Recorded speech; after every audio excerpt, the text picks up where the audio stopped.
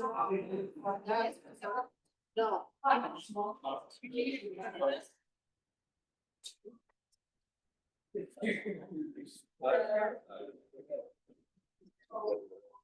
Anybody Yeah. Nobody wants to be a front bench. who, you guys doing? Okay. Good, how are you?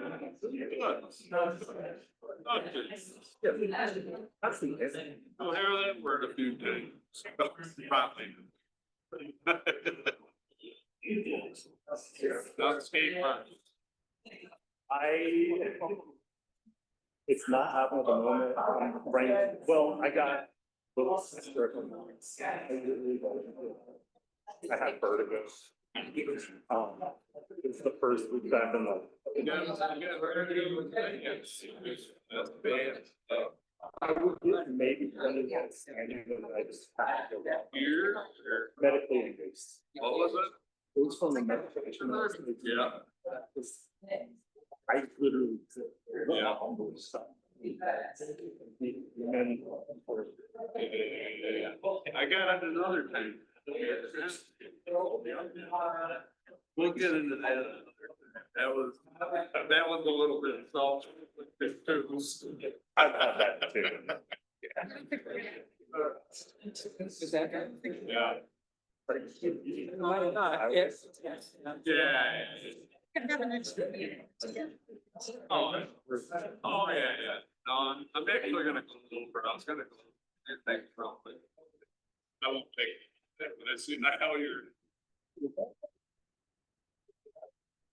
Yeah, I think we had some more stuff in there. Yeah. All good. Is the county staging over the? Just for like 2 or 3 days. They asked me if they could put their billing, but their. They'll be done. They'll be all they'll do that road in probably 3 days. What do you think I'm doing? You gotta. Everybody in, sit down. Put a couple over there. You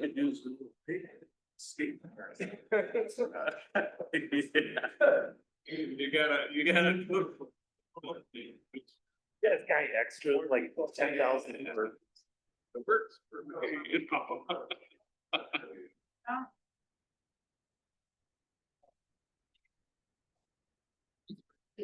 It's great. There's not just.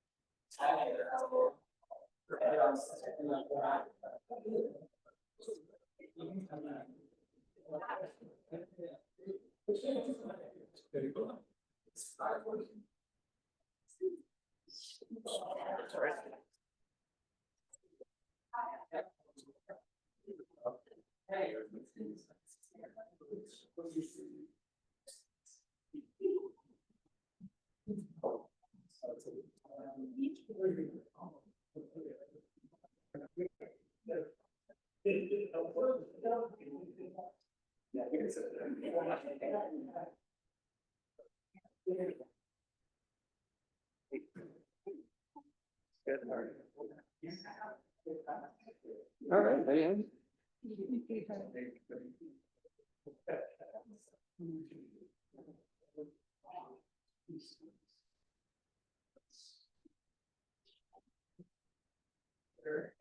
Come on in, there's still chairs in the front. Yeah.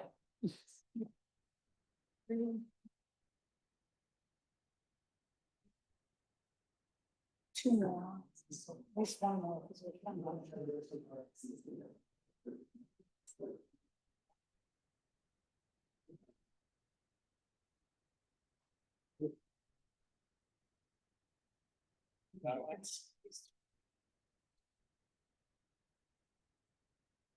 Okay, ready?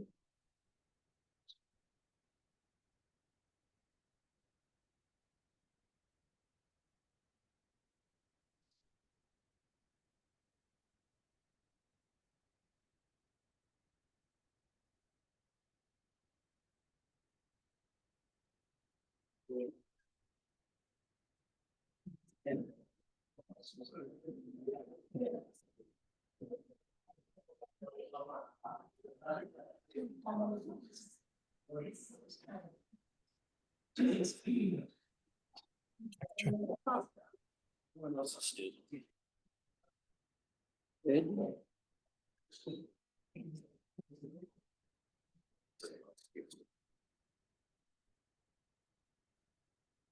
Okay, start recording.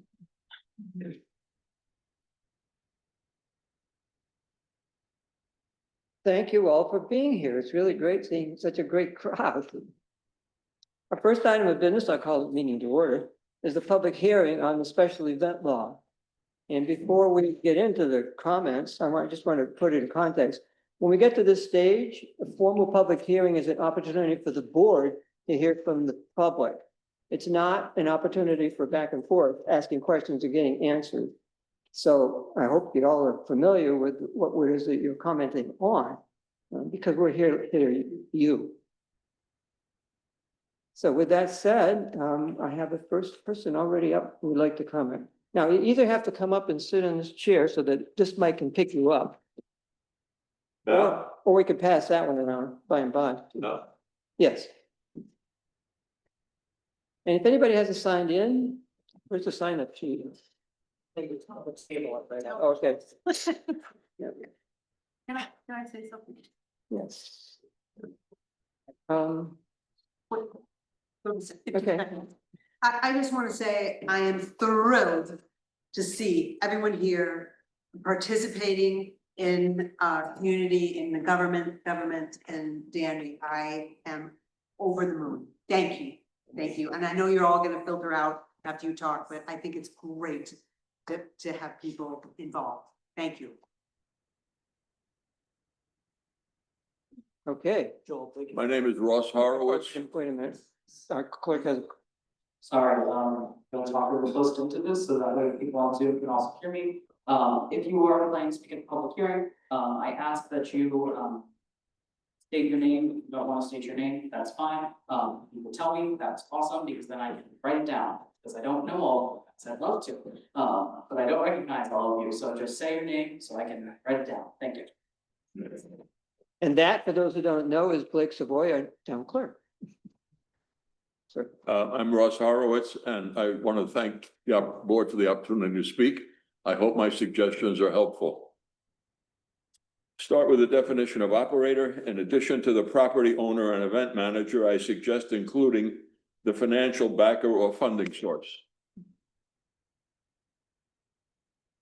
In the definition of special event, Section A, Articles 1, 2, and 3, the definition characterizes an event by specifying the number of cars and people on a given size property. Since an event may also use an adjacent or nearby property for logistical support and additional parking, I suggest that both the anticipated area required and the maximum number of people expected to attend be used to define the event rather than only the area of a single property. Also, the definition specifies a maximum number of cars and people at any one time. I suggest the number be for the duration of the event. At any one time seems to me to imply an event with a fixed start and end time, and that the cars will be only for those attending the event.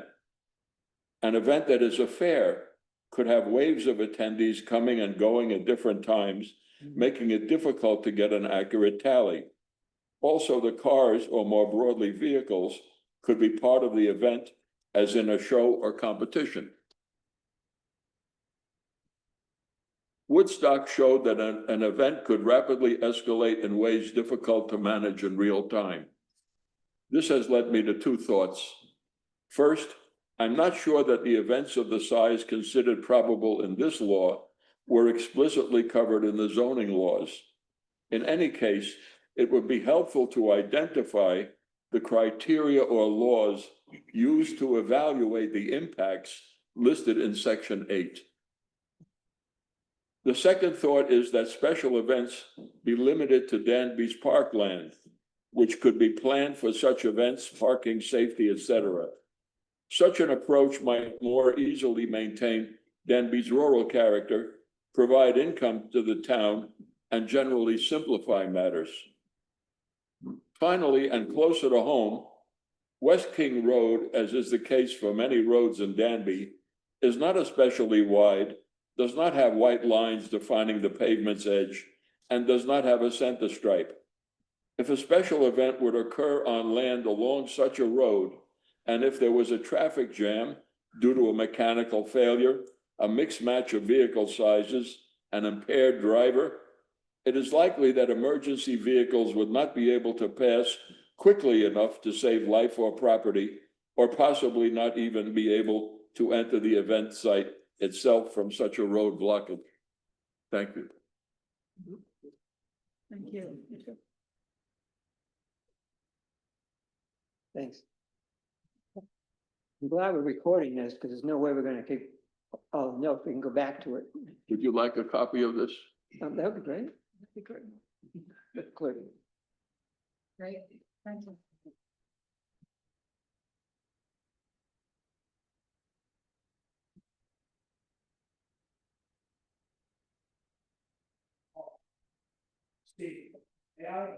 Yes, if you're the next person to raise your hand, so by all means, come forward and have a seat. Or use this mic if you'd rather. Speak loud, not loud. Well, maybe we can hear you, but the Zoom audience can't. Go speak here? Okay. Yeah, my name is Greg Worcester. I live on 9 Town Line Road. I'm a neighbor of the establishment on the question of the Southwest Thunder. And I want to read the New York State law on these kind of establishments. Under the New York State law, craft brewers and distillers holding manufacturing or farm licenses are legally permitted to host live music provided they operate within their method of operation. On file. While venues are no longer restricted from allowing patrons to dance, they are strictly bound by local zoning law noise ordinance, which is what we're discussing today. Now, I provided a letter to be read by the board. And as a neighbor, my experience with these establishments is they usually have music. And they usually have music till, and last call, that's somewhere around 8:30 p.m. and maybe 9 p.m. at the latest. So the type of music that we hear and whatnot is, how would you say, not disturbing to me as a neighbor. And I do miss a music venue. The music venue is also important as a means of economy for musicians and a local thriving music community. It's also important as a bringing the community together. When there's no music to offer, then it's simply drinking. Is that what we want to promote, is just drinking, or do we want to have community food and music? I've said enough. Thank you very much.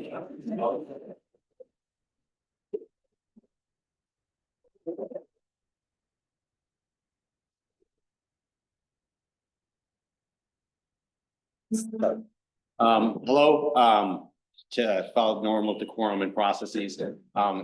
First of all, thank you very much to the town of Danby.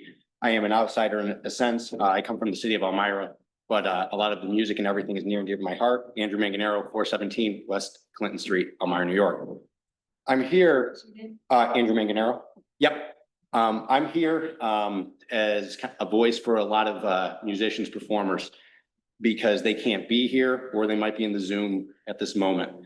It is great, as it's been said, to see the participation of everyone here. And just as mentioned previously, it's something that with the special event law, as it is in its infancy, because I mean, with us as the public talking, in its form now, it only has, you're limited to 4 events. But then if you want more events, it's, a process to go through. However, it's an economic vehicle. It's always been an economic vehicle. However, when we put financial things in the way to make these things happen, a pay to play type of thing, it doesn't help as a community to do that.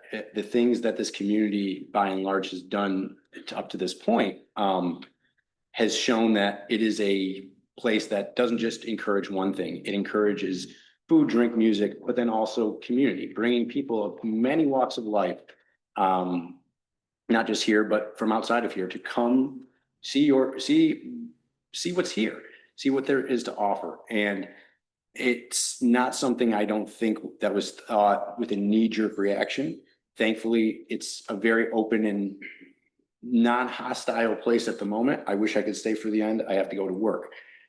But this is important to me, as it is to everyone in this room. So I would say to very much consider, you know, if to go to the realms of these public event permitting processes, find a way to make it either more affordable, or find the ways that there's grant money and things that you can use to help support this local venue in a sense, because as mentioned, they're disappearing. And for the gentleman prior to mention that he is the neighbor, if the neighbors are happy, I would think everyone else is happy. And in the essence of it being a brewery and having those craft manufacturing abilities, I mean, it is defined as a bar. Yes, bars, yes, in historic senses have been loud places.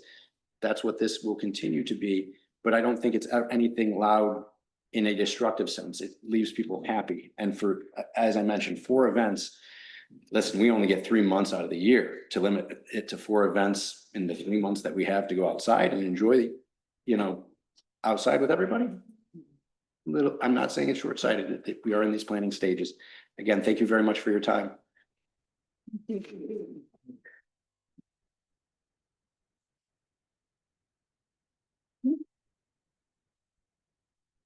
Before we go on, I want to make it clear that this is a public hearing about the special event law. It's not about a law to make it possible for Southfield Cider to have events. They're already covered by an exception under the zoning for agricultural activity.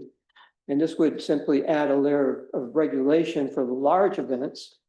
And that's what it's about. We're trying to enable something which is currently illegal elsewhere in the town. The only place where it is currently legal is as part of an agricultural use. So we're trying to add to it so that it can be done anywhere in town with the regulations and permitting process that's set forth in the law. Next comment.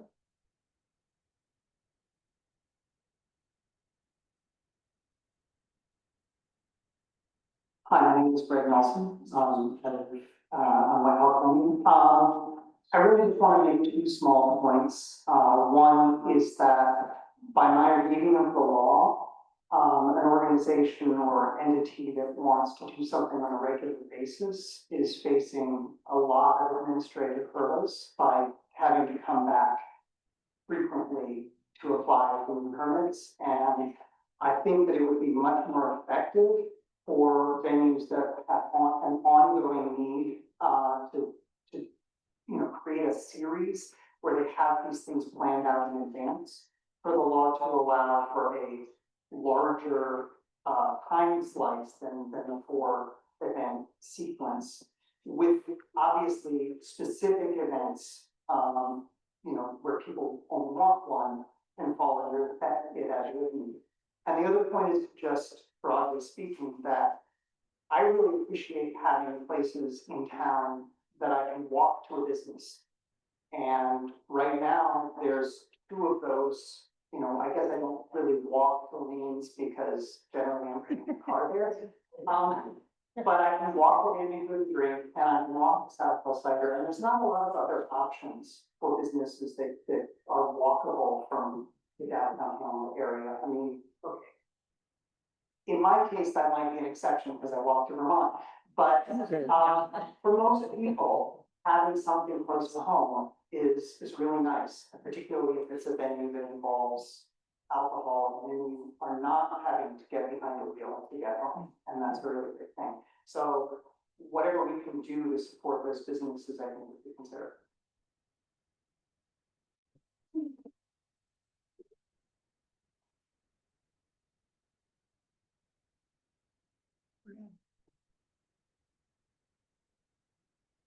Hello, Brad Mel here. To piggyback on that, as far as supporting businesses, the comprehensive plan, it's in my notes, you guys are using this. But the macro notes here, right, is is Danby is 3,500 people, I think, right? I forget where, but you know, to run a business, restaurant or whatever, you're looking at wanting 10,000, right, to make it viable. So really, if we want to develop the hamlet and Main Street and have restaurants and other things, and we want to support small farms, we've got to capture passerbys, we've got to capture people from other towns, we've got to capture tourists. And the only way to do that is events, that I see. So farms having events, Main Street having events, it fits with the comprehensive plan. It's gotta be done sustainably, and it's gotta work within the, you know, parameters of the comprehensive plan, but I think that this law is really not just about South Hill Cider for sure. South Hill Cider is the first farm. There's others, but there's gonna be more of this, right? Because you're gonna replace them with residential areas, you're always gonna have those conflicts, right? So we have to get it right, but we have to support it as a, for the finance stuff, right? Because these businesses can't survive with 3,500 people. Right? Events is what's gonna bring people in, so. Along that note, I know this isn't about South Hill Cider. Only. But I did get a chance to talk with some of the neighbors, and see. And it sounds like this, regardless of various conflicts and legal issues and things like that, the neighbors do agree to some music this summer.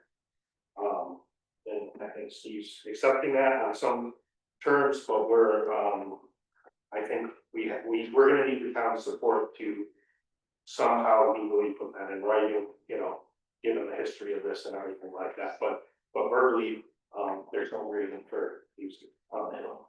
Again.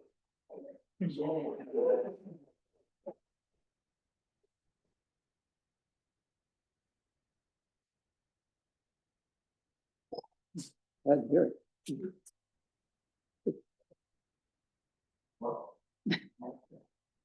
Hi, everybody. My name is Steve Mandel. I live in Danby. I am in support of paving the road to make legal means to bring music to venues in town. And if this is the way to do it, go for it. I would encourage you, if you're tweaking the wording in the law to make it easier, less onerous for the venues to create events.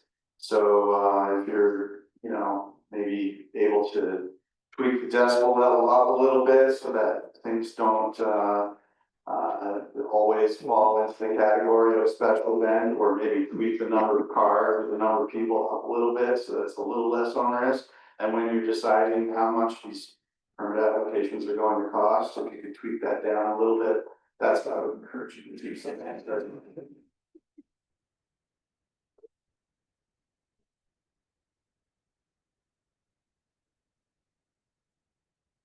I'm Sarah Stevens. I live over on Coddington Road. So my husband is in a band.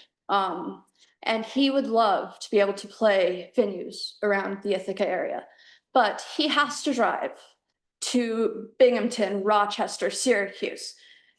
They have been dying to play South Hill Cider, but as they were trying to get a hold of South Hill shut down their music. So my family is directly impacted by this. So instead of my husband being able to go out for a concert and be back by 10 p.m., you know, after pack up and everything, he's back at 2 a.m.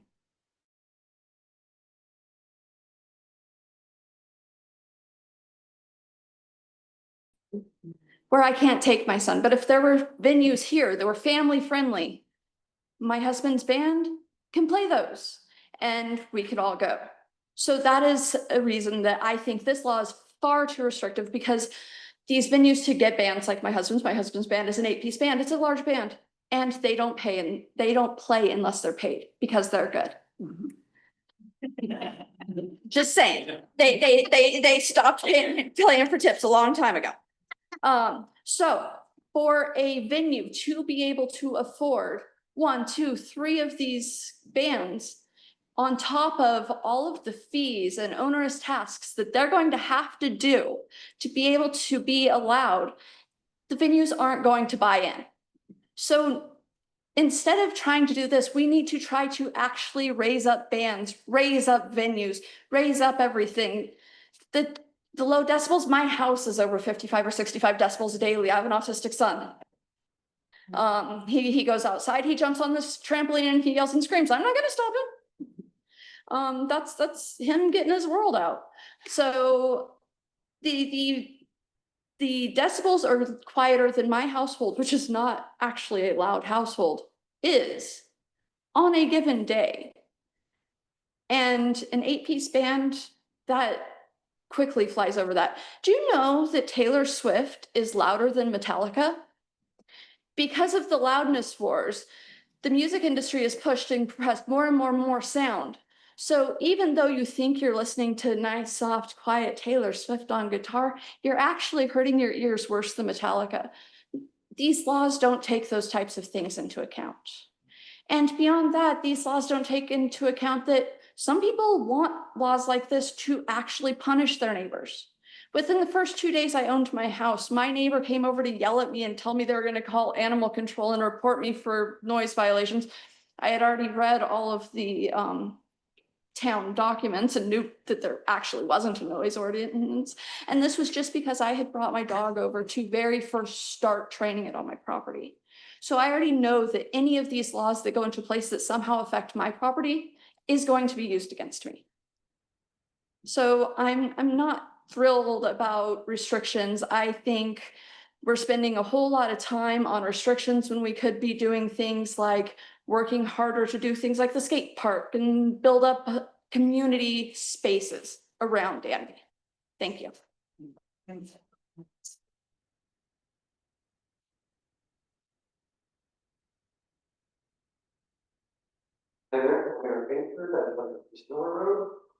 Appreciate the time that's gone into drafting this to this point. It's a pretty solid document and I really appreciate the opportunity, multiple opportunities for public feedback.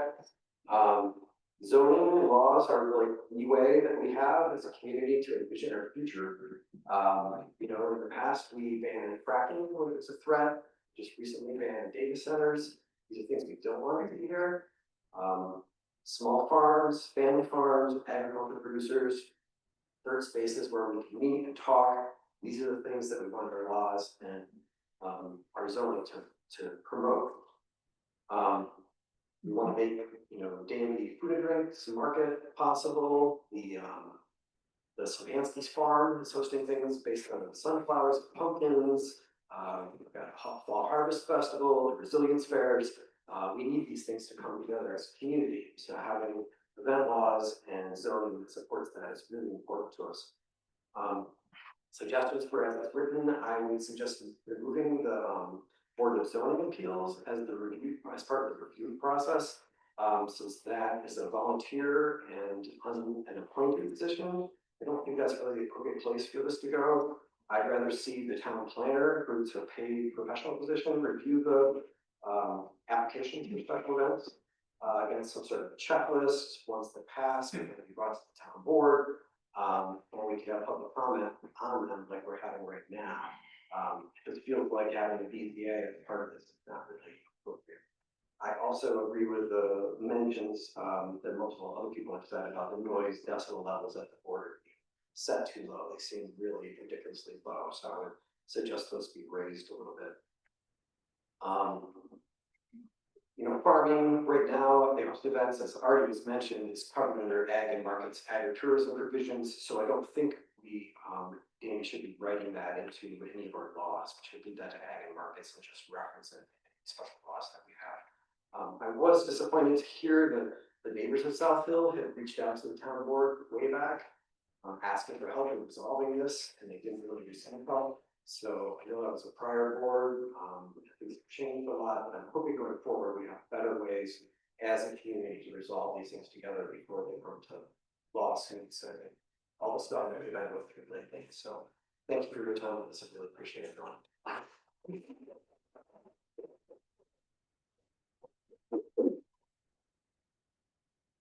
Hi, my name is Brittany and I run a preschool downtown. I live in Fall Creek. I'm raising 2 teenagers in Fall Creek.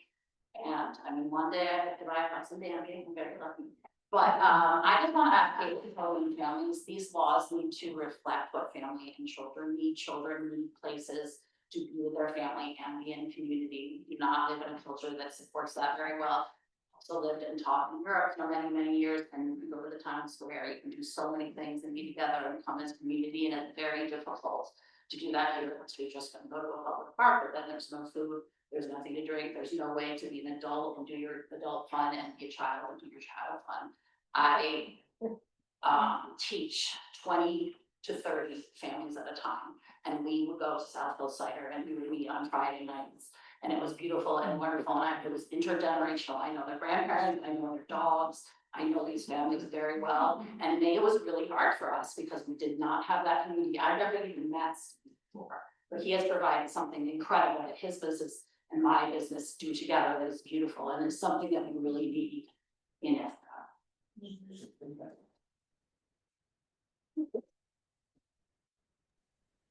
Joel, the mic in the back of the room isn't working very well. I have 4 points to make. I'm against this law. First of all, the decibel level. Anybody have an idea what the real decibel level is? You're over it right now. Eric, who spoke before, was 50 to 7. The woman who spoke before him, all right, you were quieter, you were 45 to 55. A listener is 40. So your numbers are so low. It's ridiculous. I mean, it really is. For daytime noise, I thought. Second thing, here we go again. And by the way, Gord, thank you for being bold to do this.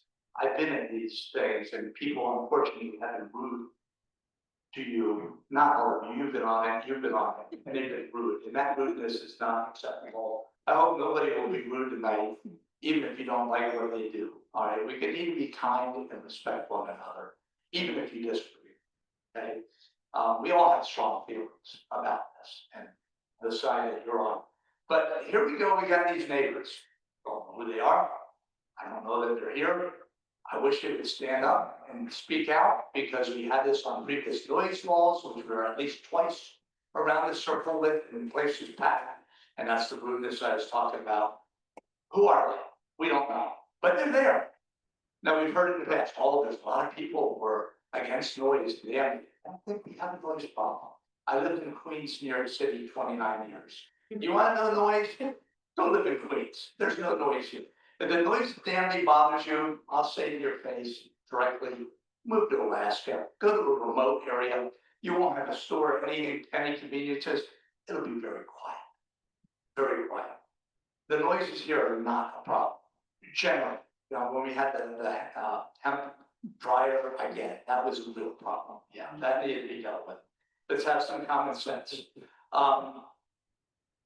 We went one time to one of the events. It was end of September. My picture says October 3rd last year.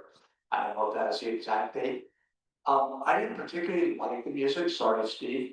My wife said, I want to go hear this band. And then we weren't really thrilled by it. We weren't annoyed by it.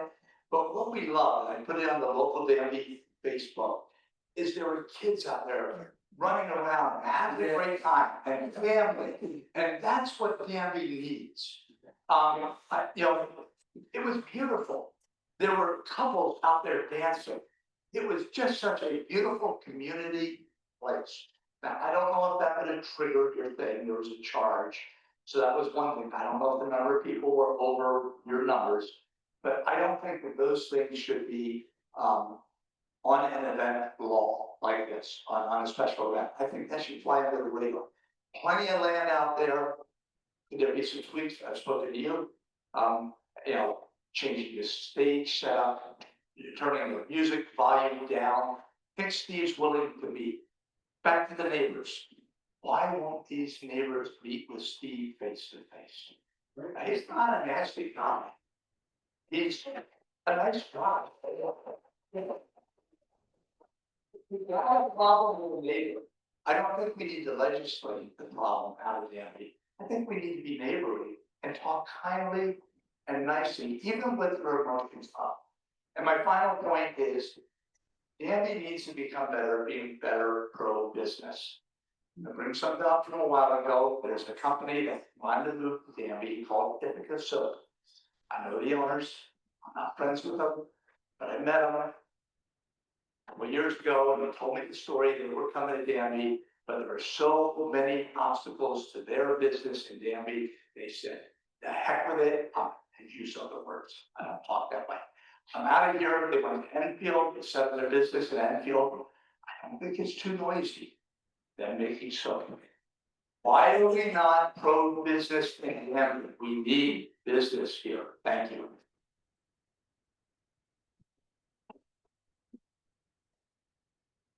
I just want to say there's a couple seats up here. If somebody wants to come up and sit, sorry. Hello, my name is Tim Drake. I'm from Edinburgh originally, moved far away to the town of Ortondale. Had to get through Danby to get there, so, but been here all my life, as they say. I just drove back across the country though with my son, who also plays music and has played at South Hill, and there's beautiful places everywhere in the world. But for myself, it's close to 50 years that I think of this place as home, and it's already been spoken to just about children and family, multi-generational. I certainly have seen a lot of houses going up in fields that, you know, my family farmed, and I love that, and it's sad to see certain things change and disappear at times. But of course, change is going to occur, and we can't stop change from happening. Families need to eat and have jobs, and I do believe that the sort of inherent need for respecting our neighbors and being a community. And part of that, of course, is what's happening here, is talking, listening, you know, finding out what people need and what we can do to design something that works for everybody. But some of that change business is like that.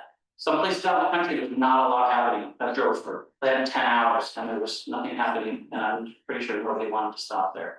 But I do think people come to Tompkins County, they come to Danby, they come to Brookendale because there is something happening. And you know, you can buy local food all over the place. There's all the wineries and cideries and, you know, farm shares and such, and they a lot of times are holding on by a thread, you know, their blood, sweat, and tears going into that to make that work. But this idea of like agritourism, I know it's protected, but I just want to re-clarify like how important it is to bring people to these places to help support the marketing events, you know, the gatherings of people, and then to watch the beauty unfold, families coming together, spending time and such. So I'll take it at face value that this law that's being proposed is meant to protect that and to sort of, you know, enshrine that. But that means that the language is very, very critical. So we have to watch where the ands are, you know, and the commas and things, because it makes a difference. And so I know we're talking about special events, but there's what happens with before special events. There's a lot of language in there about the numbers of people that can get together and what happens then.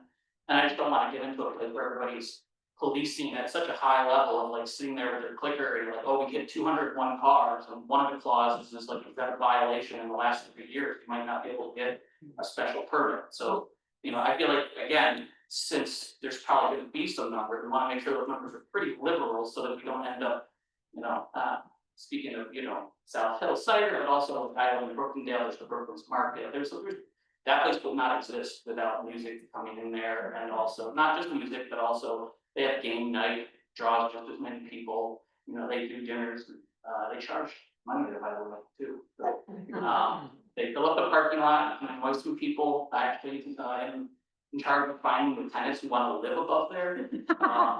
What I will say is they all love it, the ones who live there, and that's because people who didn't like it make sure they know what they're getting themselves into. So I know that in this case there are some neighbors. I know some of them. I'm friends with some of them.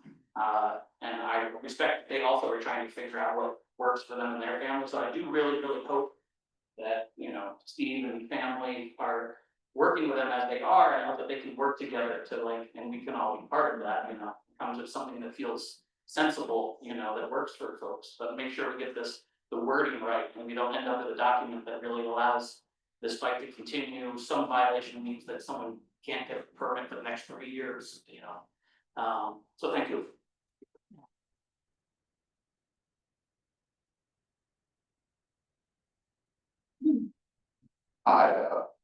I'm new. I'm not a Danby resident, but a little bit of a Newfield, and I'm here as a Tompkins County resident. Although I have been to South Hill Cider for several years doing yoga practice, which was incredible in this beautiful outdoor venue.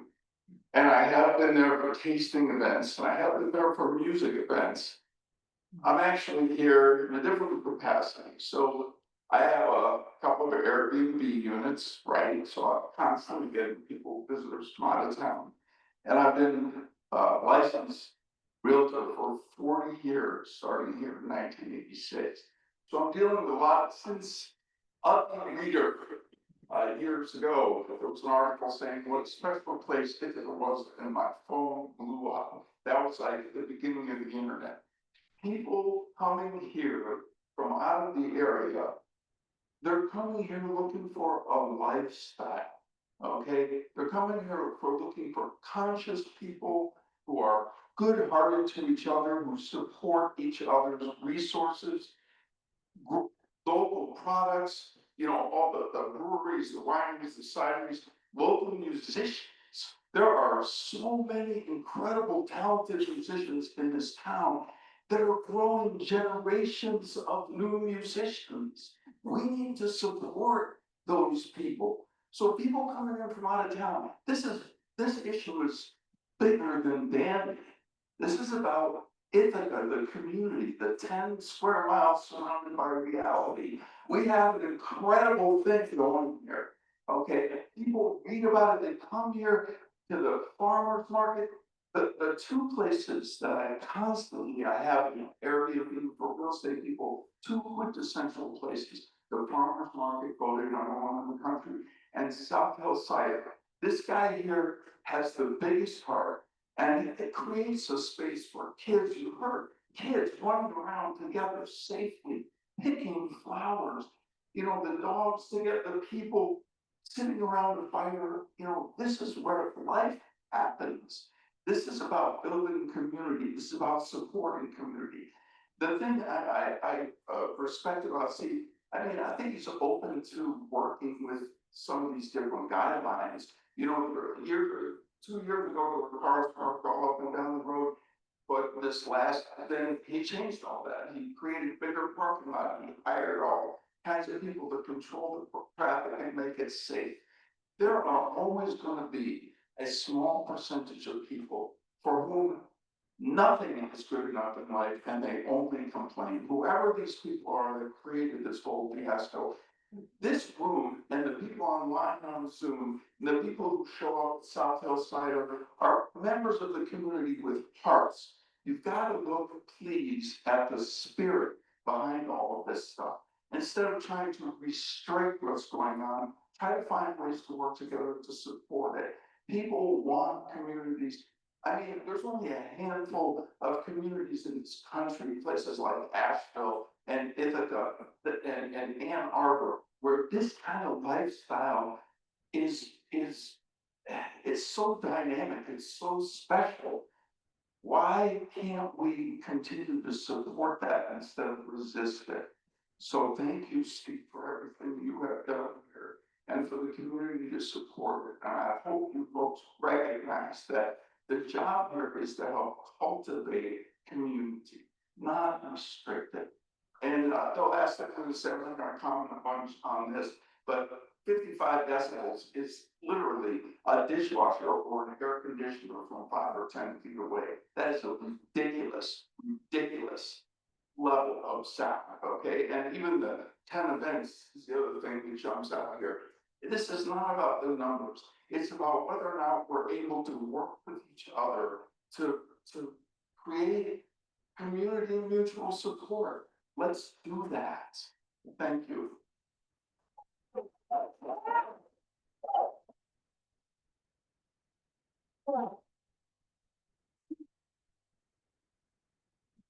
Hello, I'm a homeowner, current resident from Danby. Prefer not to put my name on the record for now. I would just like to say I'm in opposition of the law. I read it. The idea that it enables events, that doesn't seem to be the spirit of the law, right? It seems to heavily restrict them. So I'm against it in spirit. I'm also a taxpayer. I think this law will increase the admin cost. You're gonna have to pay to do all this and create a council to administer it. will lower sales taxes because there will be less events. And on top of that, the law itself, if I did even believe in it, the way that it's written, you're gonna have massive legal costs defending it, because I can give you 10 reasons, but I'll give you 3. 1, unequal treatment under the law. This is a blanket carve out for nonprofits. So depending on who owns the dirt next to me, should not dictate their property rights in America. 2, standards are bagging on food. There you go, adequate facilities, significantly exceeding ambient, all of this is lawsuit.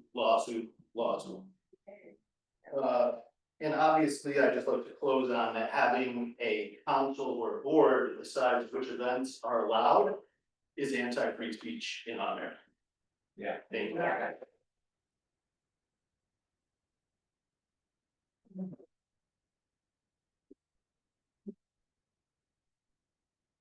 Hi, I just want to go back a little bit to when we all suffered COVID. I know the law isn't about Southwest Cider specifically, but come on, let's be real. It seems like that's what's, I mean. Anyway, COVID was horrible, and the local community was so blessed to have a place in Danby that we could go to, if from down the hill in Ithaca, out in Danby, all over the place, because Southwest Cider provided so beautifully this place where people could be safe and still enjoy other people, and have music and food and drink and a beautiful place to be that wasn't stuck at home. So that's when it sort of really grew, I think, into this incredible place where community gathers. And I will have to say that whatever everybody else has said about the community that it provides, it's really important, and it's happening all over the Finger Lakes. Why do we want to oppress it in any way from happening in Danby? It's all over the Finger Lakes. This is a movement that we gather outside, and we do community, we do food, local businesses flourish. We do friends, neighbors, intergenerational gathering. I grew up in Candor, have lived around here my whole life. And this place, the Finger Lakes, Danby, everywhere, was dead. It was horrible. Farms were declining, agriculture, yeah, it was agriculture, but it was hurting. And the food, the farm to table thing, the foodie movement, the agribusiness, the cideries, the wineries, the breweries, the little stores like Brookton Market, the little, all the little things that started flourishing in the Finger Lakes made this strong for all of us. And it needs to be supported incredibly. I'm against this law because it seems punitive and restrictive and not doing anything I don't even know why it's happening. It doesn't seem to make common sense to me. I don't know what the problems are that it had to come into being in this law. Anyway, I really feel like there's another piece of the agribusiness. The reason why places like Southwest Cider need, they need music, they need to flourish like they do with a culture, because agriculture is rough. It's rough. My daughter wants to be a farmer. She wanted to be a scientist, but that's hard now. You can't go to grad school anymore. There's no funding. So she wants to be a farmer now. She's had experience. She understands that you can't just farm, vegetables anymore. It works better if you can have agritourism, which involves things like music and other cultural events surrounding the agriculture. So, and it's so vibrant for all of us, for our communities. It brings in money, it brings in community, all the things we need. And I just want to say, the noise level from the trucks coming down Strandport Road, where that decibel problem coming from Danby is, I'm gonna tell you, I love them, I've made peace with them, my friends from Danby. Wrecking their trucks up that hill, but that's worth it, I'm telling you, I mean, the music. You know, we can work with this, we could do, there's engineers, my husband's an engineer, he could work with, you know, to do a stage, a thing that would make the noise go towards the woods better, or, you know, there's things to do. Other than this weird law that makes us restrict things in a way that doesn't work and is not common sense.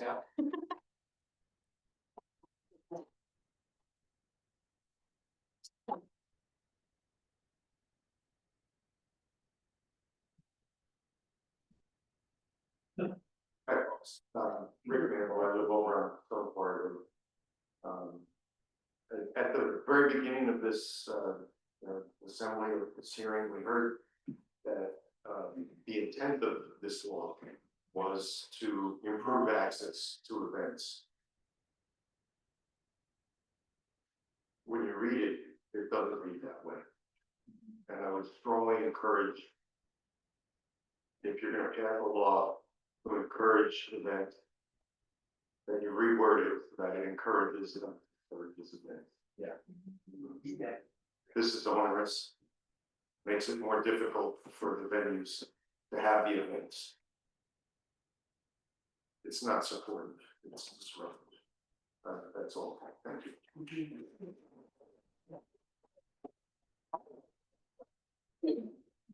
I'm Marty Kirchkessner. I live at 74 West Jersey Hill Road, so everyone knows where I'm at. I am close to South Hill Cidery, and I've been in dialogue with, and I think the big problem with most of the speakers here is you're conflating. The history of this ordinance had nothing to do with South Hill Cidery, whether you're for South Hill Cidery or against South Hill Cidery. It's about an event that was held on South Danby Road on a little tiny parcel of property where there was no permitting process. And you talk about, I mean, Ross Harsted said something about the narrowness of King Road. Well, South Danby Road is much narrower. The guy even had told people they could camp out on pet property he didn't even own. And there was a lot of consternation over that happening. The town board took the whole situation under advisement and thought the situation needed to be addressed. Somewhere along the line, the neighbors, who apparently a select number are opposed to music at South Hill Cidery, seem to think this law is to either support or prevent South Hill Cidery from doing business, depending on what chair you're sitting in. And this law is obviously significantly changed from the last time I saw it, because it's like twice as many pages, which means I think that the lawyers probably got involved and are attempting to deal with your concerns about we need to have precise language so that, we have defense against potential lawsuits. Not that anyone is attempting to be, although I do see many of your sentiments that the town of Danby needs to be more sensitive to the need for business. And I think I agree with everyone who says we need more music. I've always wanted to live in a musical, and I'm thinking about getting up and dance, but I can't sing and dance, so I won't appall you all with that, with that gesture.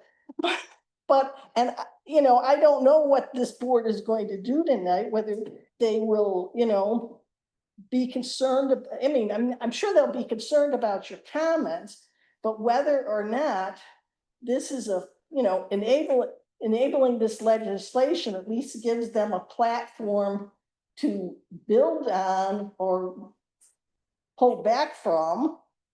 That's up to them. But I think that for anyone to feel that this is something to somehow control or cater to, neighbors that are opposed to music at South Hill Cidery, your base information is just poor. Thank you. George, you want to take a People start jumping up in mics. Yeah, gotcha. Thank you, Marty, for trying to clarify that. I want to say, I'm Steve Sealand from South Cider. Thank you, everyone who's here. I know a lot of people are here specifically about the event law, and there are a lot of people here to support South Cider, so thank you for that. I do want to let people know that maybe there is a little conflation between people wanting to support South Cider and people wanting to engage with this law and getting confused of how they work together. So I do want to say there will be other times to really come out and support South Cider in town here when we ask for more clarification on that we are entirely in compliance with what we're doing. Because the reason we've had to scale things back is because there is an individual or individuals who are challenging our compliance with the town as their tool. So I just kind of want to clarify some of that. And this event law, I also thank to the board for, this is a lot of work. I know way more work than you signed up for sometimes. And I, tiny bit of background on South Cider, I just wrote some notes I want to get through here, is that we are a farm. We use music and other events to market our farm product. I grew up at the edge of farmland and residential development in Western New York 50 years ago, and saw an incredible amount of farmland being destroyed for housing development. I left. I ended up studying ecology, soils, orchards, ended up in this great community. I served on the town planning board for 7 years with several people on this board. We helped and packing. Eric was part of that, huge. And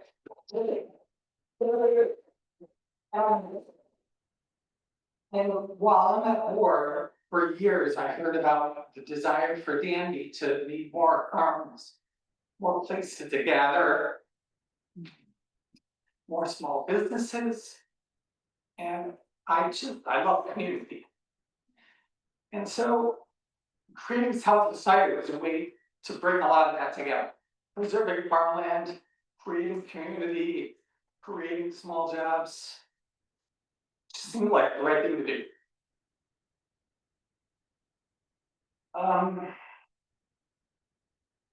And so at that point, I saw the town was trying to decrease the amount of development happening randomly, through minimum lot sizes or subdivision regulations. And one of the tools that came along, which Joel was a huge champion of, were conservation easements. Because it's not that controversial. Like, someone will intentionally give away their development rights. Nobody's really gonna argue with that. If someone wants to say, hey, I'm gonna take this 40 acres and never develop it ever. Who's gonna argue with that, right? And so, also, I was like, hey, that's a great idea. So my property has the first conservation easement that this town wrote. And so, back to my notes. Thank you for bearing with me. So I initiated the conservation easement, and now I never want to be negative. So I'm trying to say things in a way that's not negative. But there's a person or a small group of individuals who are now trying to find our Achilles heel to just temper our business incredibly. Yeah, they say they don't want to shut us down. Who knows? I don't know. But I just want to point that out because there are several tools to try and use to find our Achilles heel, and the conservation easement is just one of them. So that's why I wanted to get the background on that. I initiated that myself to try and keep this land in agricultural use forever, because I'm looking 100 years down the road. Imagine when the 600 acres across the street is a housing development. And it's hard. What? Are they really? So, and also, thank you, Brad. Yes, he is working to bring some of us together to work on this and chat, and I've had some great chats with neighbors recently. Which is what it's all about. It's what I've been asking for months is, hey, let's get together face to face, heart to heart, and talk through this. If we need mediators, great, I'll bring them in.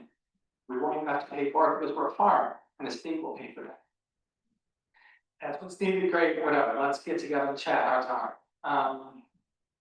So now, a couple comments here, Greg from Whitehawk, I loved his idea about allowing a series. And so, getting back to how sample cider and this event law getting conflated, maybe. This event law could be a double-edged sword, it could be too restrictive, but it also could pave a way for music festivals in this town, for any kind of events that. There's a lot of gray zones, no pun intended, in our zoning. And so this event law could pave a very clear path to certain events, like perhaps a music festival somewhere, or I don't know, a tractor pull. I don't think that would ever be under 70 decibels, but just putting out random, a rural event.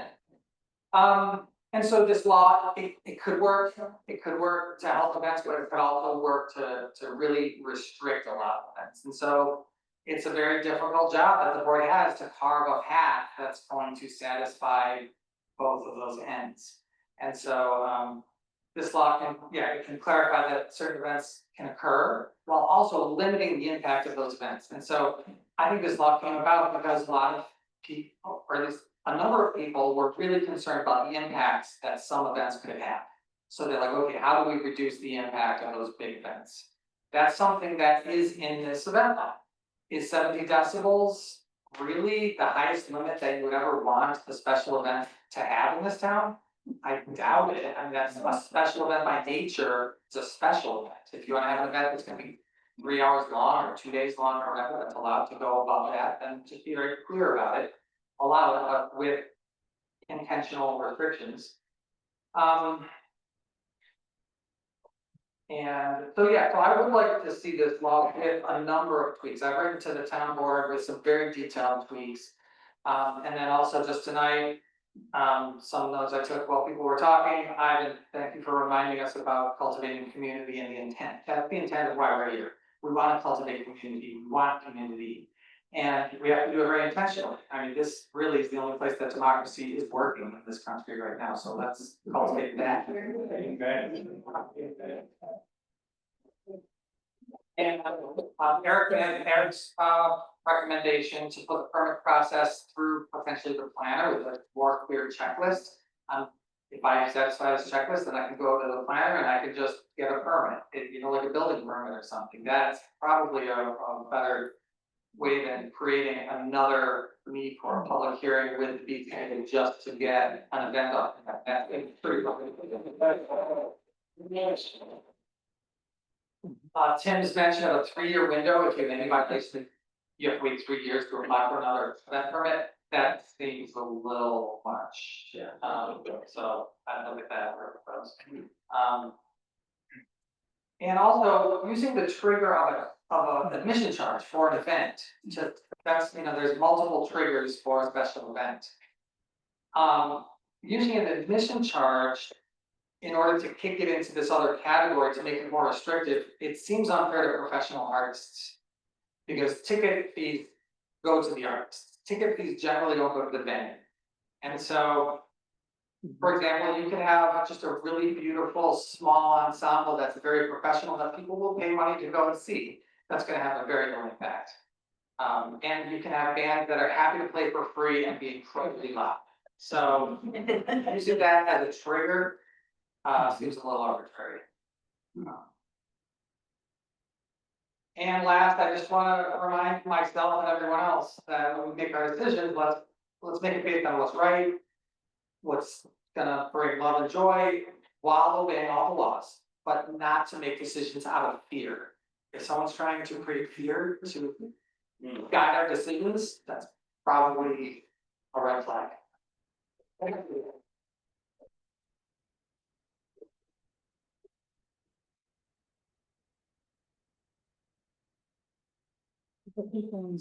We got a couple of Zoom people who'd like to comment. I'm guessing that Ted may have raised his hand first. Yeah, Julie first. Julie first? Are we just going in order? Yep. Well, then Julie, you're first. You need to unmute though. Look, you had it.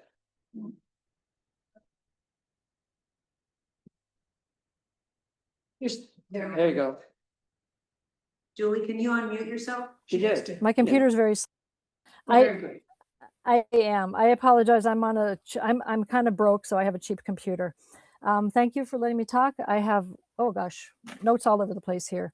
I am one of the neighbors. I'm a real person. I'm actually affected by the music at South Hill Cider. I love music. I love community. I've been on the community council for over a decade. We provide all kinds of free music. I'd love to see this many people at any of our concerts that are professional musicians giving wonderful concerts in a variety of venues every month, putting in a plug for that. I'm a big supporter of community. I find it interesting that community seems to always involve drinking alcohol and consuming things and not giving to your community. To me, building community includes, yes, getting together and having fun, of course, but also giving back to your community, doing good things, offering your services to the community in the form of being on boards, being like all of you town board members and everybody else here who's been on all kinds of boards. Just putting in a plug for that. I would like to address some issues that are, to me, they're falsehoods here. The implication that the neighbors are pursuing legal action because they hate Steve Seelan and want to shut him down is utterly untrue. We were forced, the town neighbors who are directly affected by loud music repeatedly happening every week, month after month, have a legitimate gripe. And I think some of you here would agree with that. This is not about hating Steve Seelan, hating South Hill Cider.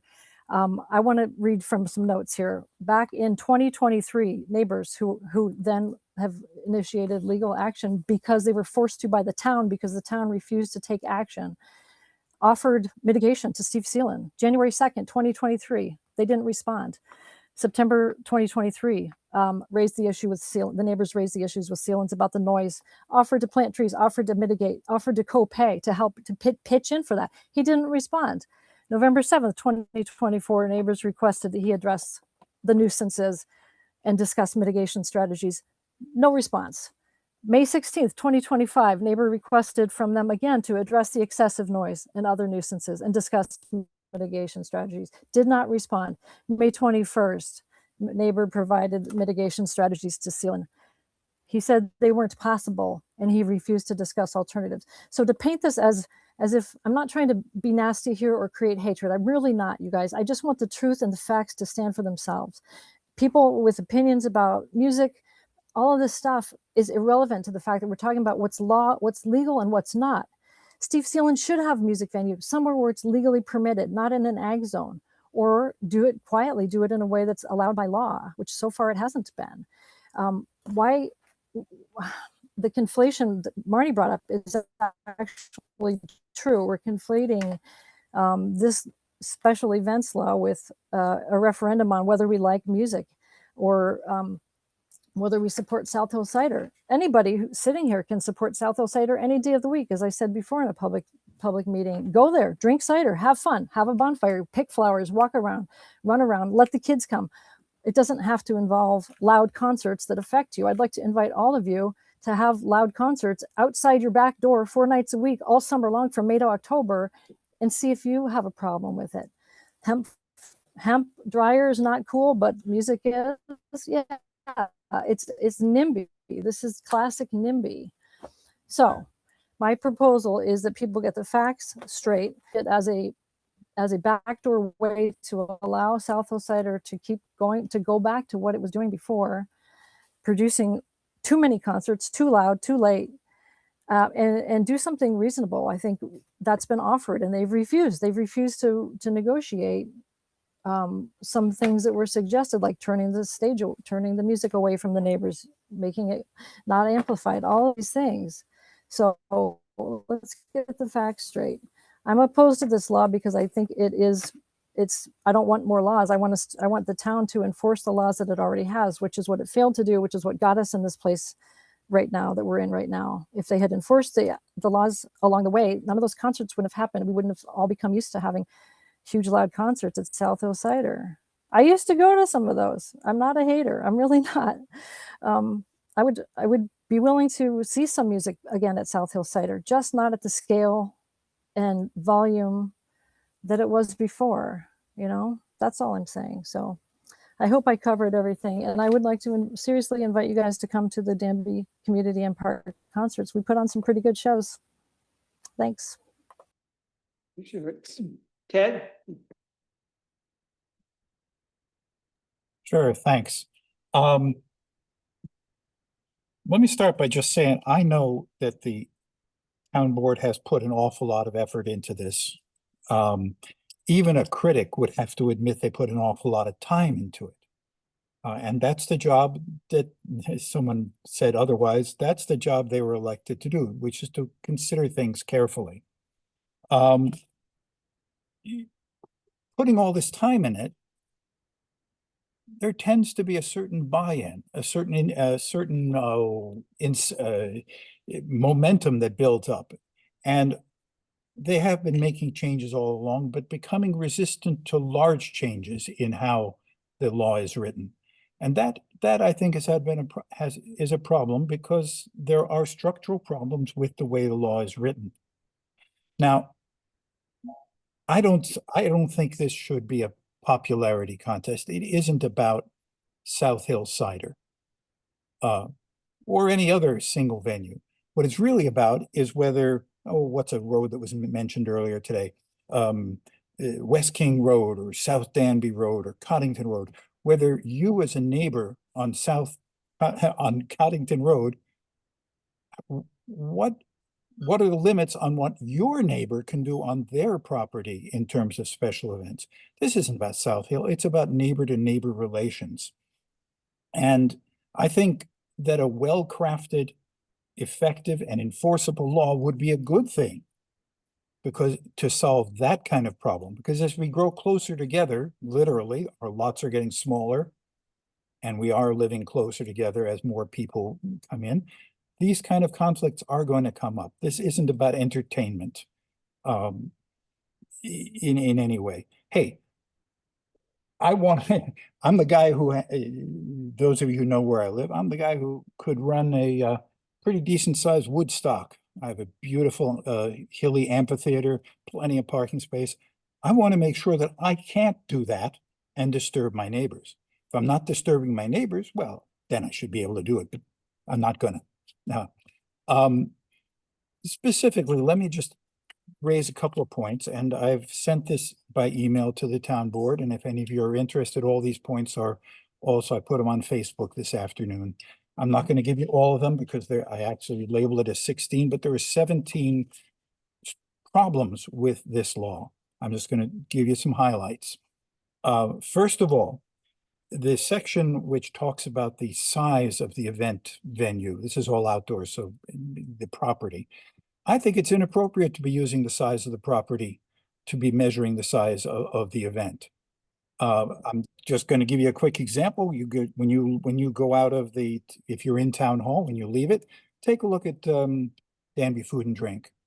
That property on which Danby Food and Drink resides is more than 2 acres, but the actual available space for the event is, a quarter, maybe a third of an acre. I haven't measured it. I just drew a box on Google Maps. So which one applies? In fact, some of that property is on some of that event area is on a second property. So what really applies as the limit? Instead of using the size of the property on which the event may occur, or part of it, you should simply say, okay, what's the site plan? How big is it? That's the amount that really determines how many people should be on it. And along the same lines, the triggers that you have, and I worked the numbers out, they run for a small lot up to, I calculated how many square foot is there per person, assuming there's nothing else on the property. Well, for the smallest lots, it's somewhere between 435 and 440 square feet per person. Very generous, but remember, there's other stuff. You go to a mid-sized lot and it all of a sudden jumps up to more than 1,000 square feet per person. You go to the largest lot and we're back down to about 700. The numbers don't work. If you add or subtract 1 square foot from the property, you all of a sudden get into a different class, and that's really weird. And my suggestion there is that you should determine, using reasonable criteria, what a minimum space density, space per person is, figure in the space occupied by vehicles too, and come up with a formula. The formula would be fair. As the space gets larger, you'd be able to accommodate more people. So that was item 2. I'm skipping item 3. There's really poor definition, by the way, of the number of people. The letter, what it says in there is attract at least X some number of people. Well, I don't know how many of you have run an event on Facebook. Attract sounds like checking the box for interest. I assure you, attraction is not what you want. What you're really interested in is how many people are on the site, and it should say that in plain language. And that number, by the way, should not just include, shall we say, the guests. It should include the organizers, the performers, the vendors, everybody that's on site. As to whether it's all at one time or over a period of time, that's a subject of argument. That was number 3. Number 5, skipping ahead, the secondary thresholds, and I'm speaking here of the attendance fee, that doesn't work. You know something? Not every event charges an admission fee. They don't have a gate and someone collecting money at the door. In fact, many events, they really count on getting their income or making profit if possible, I'm sure, from other things. It could be food sales of food and drink. It could be t-shirts, buttons, souvenirs. I just went to a festival this 2 weekends ago where basically the big income there is. You should open a fucking events venue somewhere where it's legally permitted. I wish I had said that. Sorry, sorry. Anyway, there are all sorts of ways to make income, and none of them are covered by this law. Number 7 and number 8. I just will point out something that should be obvious. Unregulated events. In other words, if you don't require a permit, they are unregulated. There's no limit on noise. Well, okay. You might have to call the police in to get it stopped, but there's no limit on noise. There's no limit on parking on public roads. Just imagine how many 100 cars you could end up with on Route 96B. Really, that sort of speaks to the backwards nature of how this law is being carried out. First, you have to define what's not permitted, and then create exceptions. And this law is an exception. You don't start by defining exceptions without having defined what is not correct. And I'm going to skip over here to the last item. I'll just say the word noise. First of all, it's not my place, but I'd like to correct a misconception that I've heard from several people. When you talk about Taylor Swift and Metallica and 65 decibels and all that, Taylor Swift does not perform at the property line, and that's where this is being measured. Now, if you are in the center of my property, if Taylor Swift are in the center of my property, even if it was 120 decibels at the stage, I assure you it would be under 65 decibels by the time it got to the property line. The thing that's going on here is the difference between measuring it right at the speaker and at the property line. Very few venues would ever put the speaker right at the property line. But that in itself is a problem, because back to my case, 120 decibels at the stage, 65 decibels at my property line. The problem is 1,000 feet further, it might have, that's an exaggeration, 500, 200 feet further, it would only have dropped to 64 decibels. In other words, the impact on the neighborhood, on the neighbors, does not depend solely on the decibel level, but how far from the property line the sound is being generated. And then the law went into some technical terms. I'm pleased to see that it now is using C weighting, which is much more realistic for, shall we say, impact on your senses, than A weighting, which is impact on whether the hearing that covers telephone frequencies is. Anyway, what it now has is something it's, I think, incorrectly calling LEQ 10. Well, LEQ is one thing, and then there's something called L10. But L10 is basically a measure that says 10% of the time the sound will exceed some threshold. Well, I guess the example I've really fallen in love with this one.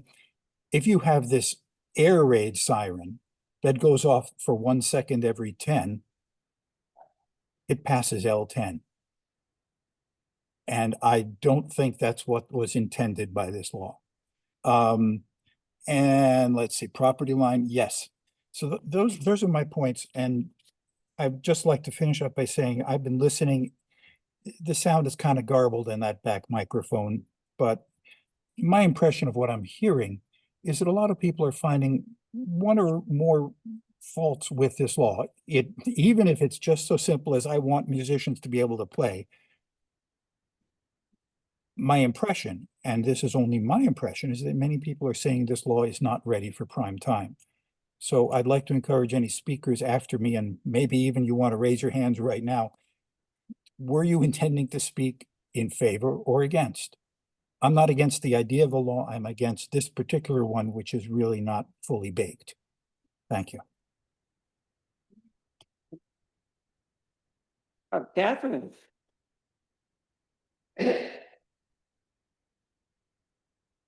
Hi. The town board has heard from the neighbors many times, in many ways, just so you know. There has been engagement, and it's not just, quote, neighbors. I would like to address just very quickly again some of the things that I have said. And I want to remind people that this is a focus on the law, not on music, and not on South Hill Cidery, and not even Danby Danby Food, et cetera, et cetera. This is a law, and there were rules in place when South Hill Cider started. And I am also one of the people who tried to engage with Steve a long time ago to no effect. So please stop blaming certain people who are right there. It is not fair, not okay. So now I'm going to go back to what happened this evening. And I heard somebody say that we should not be rude, and then that person told us to move to Alaska. So let's putting that aside, going to the people who did speak and what I said. Ross began with a very good statement talking about focusing on the law, its issues, and its impact. Please keep in mind all the things that Ross said.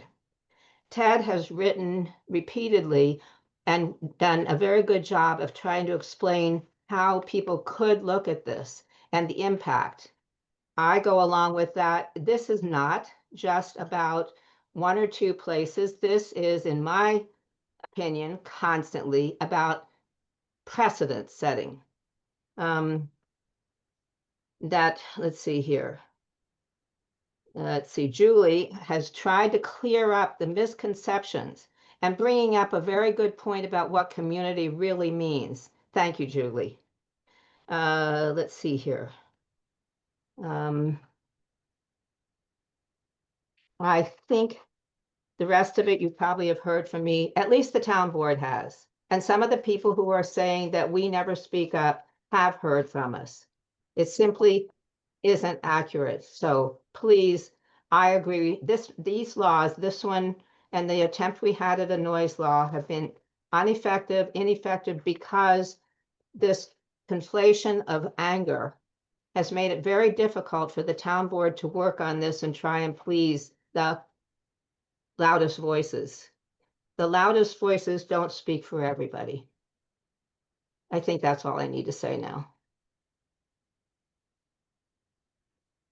Rhonda Roy.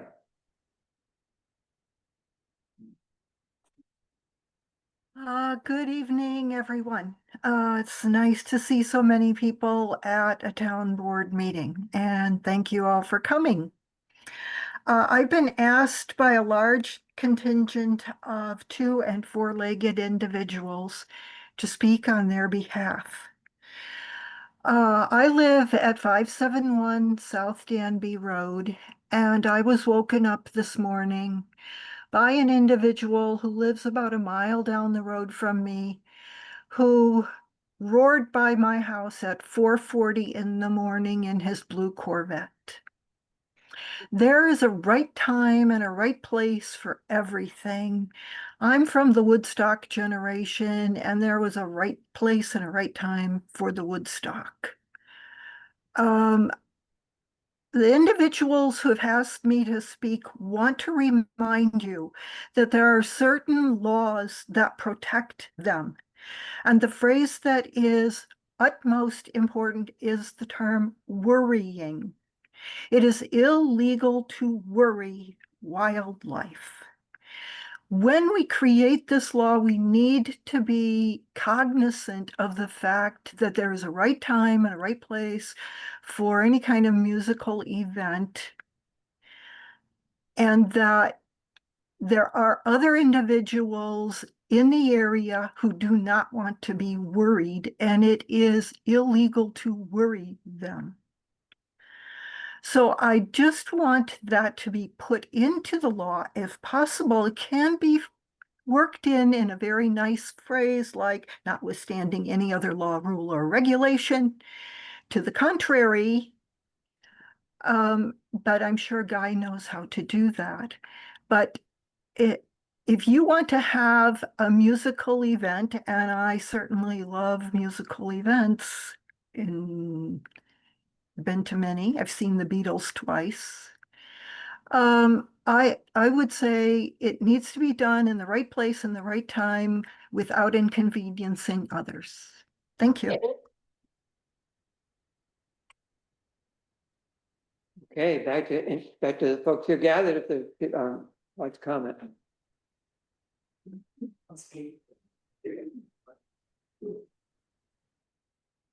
Hello there, my name is Jack. I went to closer the system, and my music professor at Physics College. And I wanted to say I really appreciate the flexibility and willingness by compromise and the administration. Please remember that the needs of the many outweigh the needs of the few.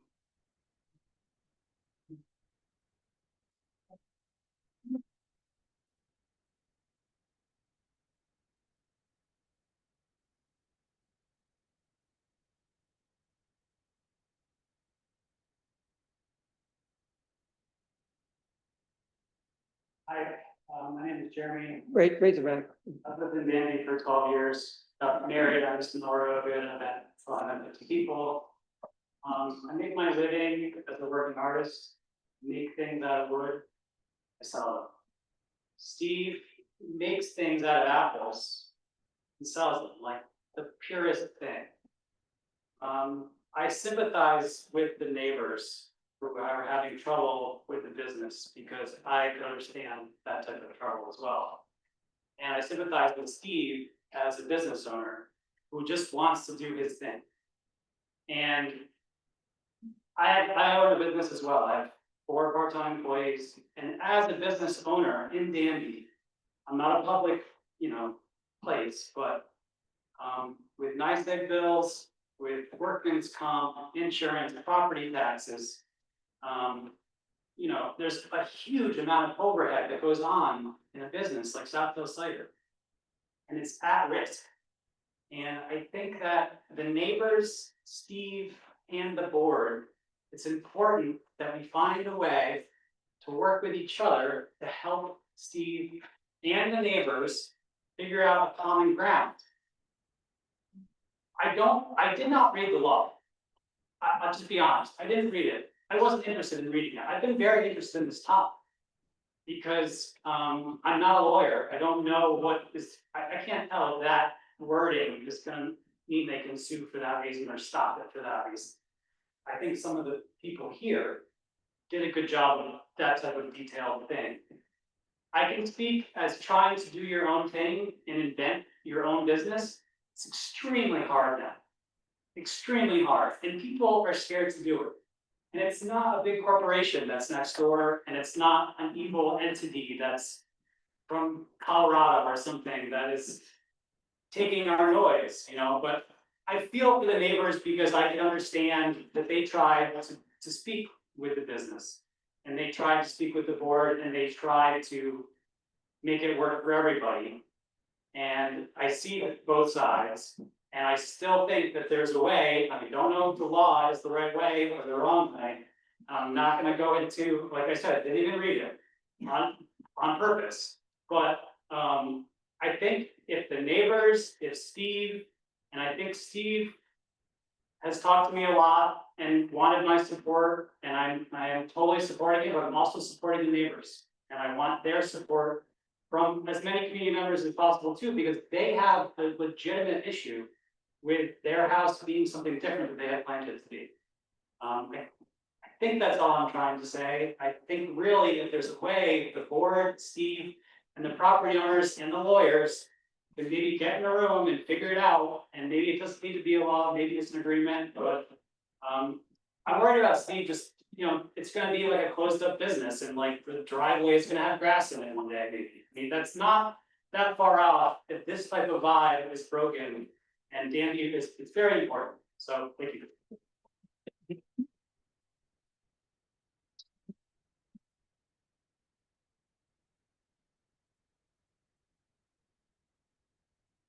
Hey, how's everybody doing? My name is Angelo. I've lived in Danby for 10 years. I just want to say it's so awesome to see all these people here, and it's so great to have this public forum. And I want to thank the town board for putting this all together and making this happen. I know this has been an arduous task, to say the least, to try to find some sort of common ground. And I think that we're hopefully trying to get there. I also, want to be clear that like the community is in this room, and I don't think anyone gets to like tell us or dictate what community is to each and every one of us. There's been like a little chatter of that, and that to me is a little strange, because I mean, it's clear that there's a community of people here all trying to work towards something. And it's obvious that this law is going to affect places like South Hillsider. I mean, we know that this law is partly being worked out to help define a pathway for someone like Steve to be able to do something, so there's not a potential legal gray area for neighbors to sue the cidery like they are currently, or bring litigation, however you want to like label it. And if it's not about South Hillsider, then I think that we should consider maybe having local businesses that can be stamped with a permit approval one time to be able to be exempt from, say, such a law as this. Like if there was a way that the planning board could go through and say, okay, Steve, you check all these boxes and we know this is good. Maybe there's a way we can do this annual, like most communities do this. I'm a traveling musician. I make my living traveling the country. I've played all over this country. And what we have here at South Hillsider and other, Danby food and drink, what we have in Tompkins County as a community is pretty incredible. I always joke that like there's a plot on the back of my land on South Danby Road where one day I'd like to just be buried. I love this place. Like I don't mean that in a morbid way. I mean that, and like this is a really special spot. I'm raising a child here. I have a family here, and I think that we all need to come together and support places like this so that this community can thrive. And I think everyone's talked about the snow end, and I don't need to go into it anymore. But I just wanted to also kind of comment on the decibel level. I think that a lot of people have spoken that the decibel level is somewhat arbitrary and potentially low. As someone who works in the physics of sound, I can say that 55 or 60 decibels is pretty laughable. I mean, the average lawnmower is like 80, something like that. And like, yeah, we can talk about like adjacent property levels and Taylor Swift or all these things like that, and Metallica and whatnot, but I don't think that's what we're trying to do here, right? We're trying to find a way that we can have like events in our community. And I think that maybe foregoing a decibel reading and trying to find another way that we can somehow quantify the disturbance might be a better way to go about it. Another thing is the admission charge. As a professional musician, like, and someone who's booked events in this county for 15, 20 years, there are certainly low impact shows that can happen everywhere that would be some group that might have a cover charge, but could be like a string quartet or something like that, that wouldn't be at all a disturbance or have a low impact if we want to talk about it that way. So I think that maybe trying to forego that and finding a different way to somehow figure that out. And then the planning board seems to be like that is just going to be another way that this is going to be potentially political and potentially used in some sort of divisive way, or another avenue for lawsuits and things by people who might be happy with the way things play out.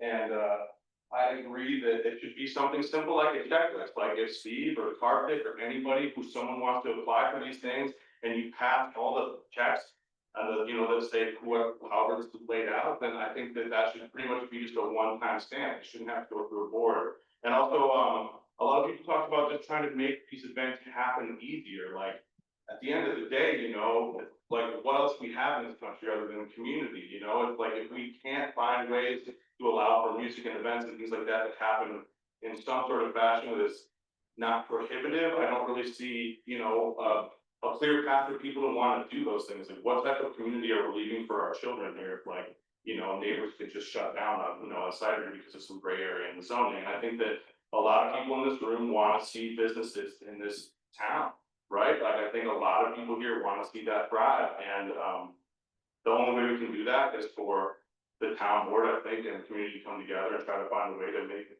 I guess, but even though I'm not particularly in support of a law like this, I don't see really another choice. If this is the way we have to go about doing it to allow for the framework for people to be able to do things, and that's what we gotta do. We gotta come together as a community. And I think the communities in this room, and not, and on Zoom and whatnot, but like the communities, we're here, we're all getting together. So I think we can all come together to try to find a way to, persevere and make this happen. And I love Danby. I love living here. Thank you.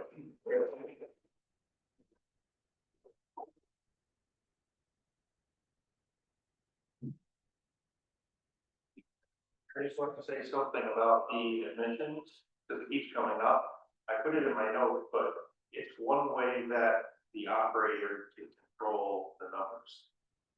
Right? So it's thought of as something like, oh, it's a business, we're gonna have this thing, we're gonna charge admission, it's gonna be big. But it's actually one of the only ways that you can control the numbers and keep them down, right?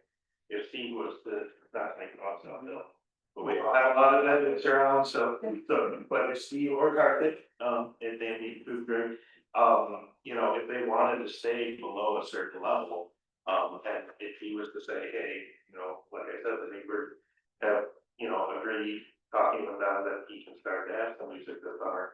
If he announced tomorrow, hey, I can have some music, how many people do you think is gonna show up? Right? And next thing you know, now we're back to the same thing, right? We're doing to the neighbors what sort of caused this confrontation, right? So one way you can do that is to charge admission, right? And to keep it at a certain level, at least, for the summer, something like that, so that it's a management. It's a tool. Thank you. Hi, I'm Gus Dusenberry. I just wanted to say, I appreciate everything you guys are doing to sort this out. It can't be an easy task. I can't possibly top what Ivan was saying about community and, speaking from the heart and supporting music in this town. It's a very special place, South Hillside. Here's a couple of pictures that I took. I just want to share, have the board take a quick look, and I don't know if Zoom can pick this up or not. But here is a friend of mine, Kim, and her young baby at South Hill Cider. So it can't possibly be too loud if the baby's sleeping here and while music is playing in the background. So it's not too terrible. Here goes the and here's another picture of a very special place, and the sort of sunsets that you can see from this location. They're just absolutely spectacular up there at South Hill Cider, and we're very grateful as a music fan and as just a community member at large that there's a place like this where we can gather with friends and such. In terms of the permitting, ideally I'd like to see a split route where if there's a once a year event, you could have a one-time permit sort of thing for that, but maybe something like South Hill Cider or a continuing business, streamline it for more of a season or a year so that there's not repetitive hurdles for them to go through in terms of permitting. And let's let there be music. That's all I'm saying.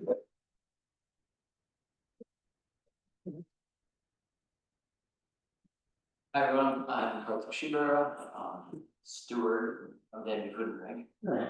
And it's so clear how much this matters to everybody here, right? I mean, and that's beautiful, and I really want to celebrate and applaud that. And I know from knowing our town board how much it matters to all of you too, and I really appreciate all the work that you're doing to try to navigate this really complex issue. And it's complex because it matters and because people care.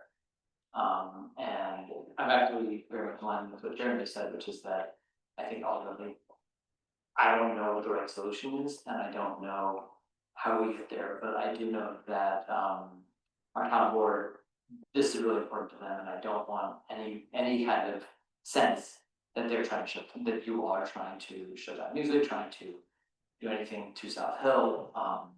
I've seen it firsthand. I know many of you personally, and that's all I will say. Is I don't want to get into all the weeds of the rest of it, but that's important to acknowledge.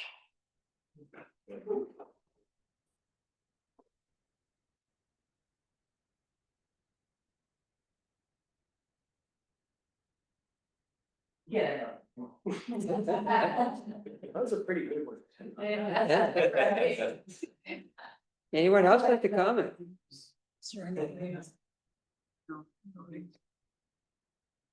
Are we ready for written comments? Oh, yes. Oh, yes. It's a number of people submitted comments to be read. And our town clerk will now share them with everybody. Speed rubber. Yeah, it was no less than 15. That's being generous. All right, this one is from Angela Murray. I'm writing to express my concern about those special events law and to urge the town board to consider its potential impact on local businesses and community life. Businesses such as South Hill Cider play an important role in Danby's economy and culture. Events that bring people together, whether they are music performances, community gatherings, or other special events, help support local businesses, strengthen community connections, and contribute to vibrant character that makes Danby a special place to live and visit. We live in a neighboring community and make a special trip to Danby for those social gatherings and events. While I understand the need for reasonable regulations that address public safety and neighborhood concerns, I hope the town will avoid restrictions that could unintentionally discourage small businesses from hosting events or make such events financially and administratively difficult to organize. I encourage the town to work collaboratively with business owners, residents, and event organizers to develop a balanced approach that supports both community well-being and local vitality. Thank you for your consideration. This one is from Ryan Charles Dozer. Could you turn up your volume a little? I don't have a volume. It's all right. I can try. Please accept my comments for consideration and public recitation at the upcoming meeting. In regards to the draft proposal, it appears there needs to be a clear distinction for both property and owner and residential property, commercial, agricultural, or public property. Commercial, agricultural, and or public properties have each town, state, and fire code capacity limits that cannot be deferred or redone in all of this current. What if one of the property regularly has proven customer numbers above the state limits? They cannot be subject to the same indicators that are fully designed for residential properties in the grass. Additionally, the decimal limitations are not intention to standard. The standard conditions of the special event 23. For reference, my empty office with air conditioner on the road measures 50 decibels. How can any standard business open to the public during business hours, let alone 100? Thank you. Let alone 100 persons simply standing on 1 acre will not immediately exceed 50 to 60 decibels seaweed, let alone the sound of 1 to 50 cars arriving/departing. It can't be a requirement to request permission to have anything above ambient noises require a permit, And the presence of employees working on a business or agricultural property is well above ambient levels as a starting point. Yes, this means a special event, special permit is immediately required, but if this is already happening, we go to average attendance at places of business or agriculture without a proceeding, then every single day the business falls, every single day the businesses fall wrongly into the newly defined special event category. 10 total special events to be about restrictions would essentially prohibit businesses from operating ever. Section 4F appears directed to residential property and or town designated public property and not to business agriculture who manage their own properties, as these can never be considered as /4 offsite cleanup responsibility of the town have. Section 5, does the town have these limits posted anywhere else or they need to be designated as draft present? If it's the latter, can the town present its research and determine data that reach these particular measures? Has the Thomas County Sheriff agreed with these proposed levels? Section 8J, the verification needs to be explicitly defined. How does the town verify ahead of time that existing evidence or easements will not be violated? That's the end of that one. This one is from Jeff McCafferty. Dear Danby Town Board, I am writing to express my opposition to restricting businesses like South of Cider from doing events outside in the sun. SHC is very important, it's a very important community gathering spot and a business that draws visitors to our area. SHC relies on events to bring in revenue and support our local musicians. I hope they are allowed to begin holding events. Hello, David. This was from Valerie Graves. Hello, David Town. As a resident of nearby Ithaca, plays music and frequents live music events, I am concerned about the special event policy of which the Danby Town is working. Policy is overly strict and will prohibit live outdoor music in most forms throughout the year. If this were a noise policy, it would also prohibit snow blowers, lawn mowers, and motorcycles. Normal conversations around 50 decibels. So immediately able.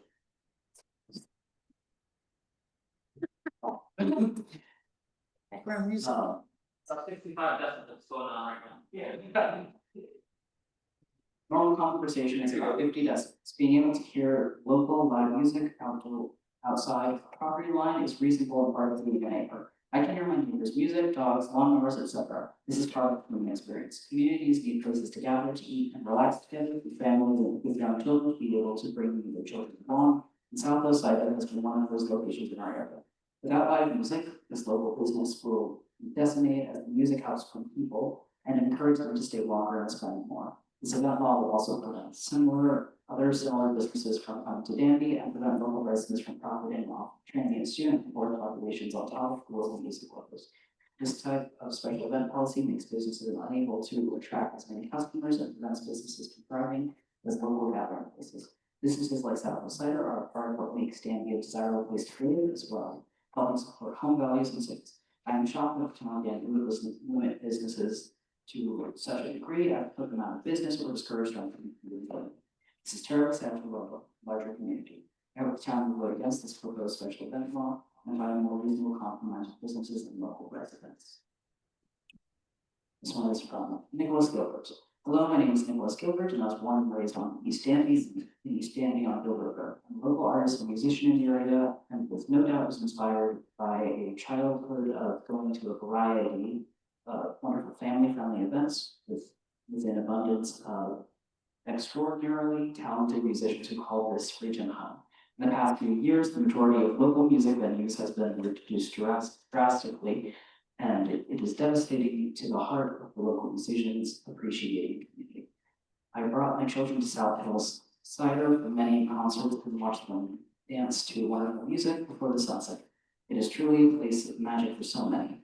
I implore you to do everything in your power to encourage this establishment and all other establishments like it to thrive in our community for the sake of all. Thank you. This one is from NN. Dear Town of Danby, I have been a resident of Danby twice in my life. I raised my sons in Danby for the first 4 years of their lives. My sister lives in Danby, and I frequent the establishments now in this lovely little town. We live with the gallery and the coffee shop, such an amazing place. We feel the same about South Hills Cider. My teenagers ask when the next time we're playing at South Hills Cider so we can go. My little, doesn't say I'm a child, asks when they can whirl on the field under the sun. This place This music brings community and peace. This place is a gem in the middle of nowhere. It brings hope to young people and shows our community how important we each are. Southwest Cider produces lovely products and employs local residents. So small bands have often nowhere to establish themselves other than small places like this. The cider is giving opportunities to people, giving up. This place is so much more than a cidery that plays loud music. I feel entirely fulfilled by the farm if concerts are limited or stopped. I do write today that not supposed to say, that not every neighbor likes the added noise and such. I can respect that it is a very real issue for a few people. However, stealing the livelihood of a busy farm and local community gathering spot because you can't under some live music seems pretty crazy to me. It's about the larger picture, not of individuals. Please consider what you would be taking away by limiting live music inside. This one is from Leaf of Love. Town of Danby, on reading your draft of special events law, I am happy to see that you are making music and other events accessible to local businesses and residents. I moved to the Ithaca area in 2017. The combination of high quality agriculture and local musicians gives the region its identity and is a major reason why I chose to live here. On that note, I think it is important to provide an accessible cafe for agricultural businesses to host live music events, as that helps drive attendance, business, and introduce new customers to safe farms who are then more likely to become regular patrons. I think that for the most part, this draft of special events law, I do, however, have some concerns. When it relates to the denial of special event permitting under section 9, subsection B, it states the special event will unreasonably, if the special event will unreasonably disturb the public peace and the good order of town and neighborhood. How is unreasonable defined and determined? If one or two individuals consider an event to be unreasonable, the rest of the community is in support, is that ground for denial?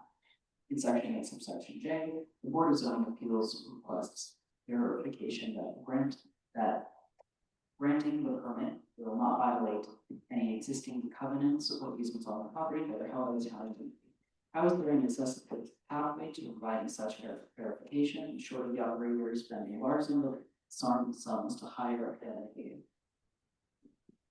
third party to confirm that said event won't violate any of the covenants or easements for each individual special. It seems to me that if a violation of the covenants and easements is suspected, the responsibility of the town or resident to contact the appropriate organizations to conduct an investigation. Otherwise, this could be a roadblock that prevents many small businesses and farms from hosting special marketing events that would otherwise help increase community support for involvement in local businesses and architecture or agriculture. Think you're drafting a law that allows not only Danby residents, but the regional public as a whole to enjoy all that Danby has to offer. And thank you for considering my suggestions. From Serena Stern. To whom it may concern, my name is Serena and I'm a lifelong resident. Danby is one of my favorite areas to visit. Events and live music are my main reason why. Southwest Cider in particular is such a special venue and provides necessary income opportunities and spaces for musicians to share their art. Without Southwest Cider having as much ability to foster events like these, I have been visiting Danby less and less, and I don't want to be that way. I sincerely hope that the Danby community can foster these spaces, people, and events so that we can build critical community connections, preserve the arts in our region, and help more folks fall in love with Danby and its people. I also request that the above comment be read aloud. It was read aloud. This one's from Daniel Di Giovanni. To whom it may concern, I am ready in response to your special events law draft. I understand that there are issues with venue and neighboring properties with concerns about the events that occur there. I think that a special events law is a great way to ensure that large events can continue, that everyone can be informed, and know that events are sanctioned and safe. I am concerned that the application review is not well defined, and the criteria for reviewing is generic and subjective. It is not defined how it will be determined the impact on neighboring properties, for example. Reviewing, I think it is important that criteria be very well defined so the event venue is not interpreting the law while the criteria that are subjective. Putting in too much of the process on a small business and making them interpret how to defend the rights. Okay, just gonna read it. Putting down too much of the process on the small businesses and making them interpret all defend criteria could prevent small businesses from choosing to operate in the town again. I think it is important the town can put an effective law into place because it is important to me that anybody have the ability to give small businesses a fighting chance to improve the community. I have lived in the area for most of my life, including moving away and choosing to move back. And this area is full of small local businesses and wonderful music. And losing that part of the community and costing people their jobs and livelihood will go against what this community should be about. I encourage you to be deliberate and specific to make sure that this law is not subjective, does not put such a burden on small businesses that they will decide to not operate in here and taking time to write this one. This one is from Hyannis. Dear Board, first, honest appreciation for all you do. It takes dedication and courage to public service work. I am not in favor of this law that will limit the events that bring our community together. I fear that this law does. I am especially concerned about South Coast Cider and Danby Food and Drink. They each, through the entertainment offered, have brought ways for us to get to know each other and be joyful together. Things always important, but especially in these worrisome times. I believe that these events also keep these enterprises solvent, and it is so great that Danby is finally having some thriving businesses after so many years without. I am sympathetic to the individuals who are impacted negatively. I don't bother when there are ongoing events. And I believe that they experience the music just as once. Unfortunately, I do not have a solution to help them. Hopefully, someone in attendance at the meeting will have some good ideas. This one's from Lloyd Graves. The COVID pandemic forced many businesses to close, and those that managed to stay afloat were moving along. So I am perplexed why a town would try to pass such a poorly thought out law that would limit the current and future industries to create places for people to gather with local music. My understanding is that this is one of the businesses that kind of makers, a tip that could handle others and people talking to each other instead. Instead, the town of Danby is drafting a law that will impact all its citizens, current and future businesses, as well as the rest of Tompkins County's as customers. My family loved going to South Coast Cider to watch sunsets and meteor showers. The music was a nice addition for us, but mostly it drew in other families. Now that the option has changed for the worse, and we instead go to other places. When I have been there, South Coast Cider has been empty. Fewer customers, fewer workers. Anyhow, I'm sure you are receiving a lot of messages like these, so I'll stop here, but I do urge you to stop this nonsense and allow otherwise aligned businesses, current and future, to foster gathering and merry-making community. Thank you very much.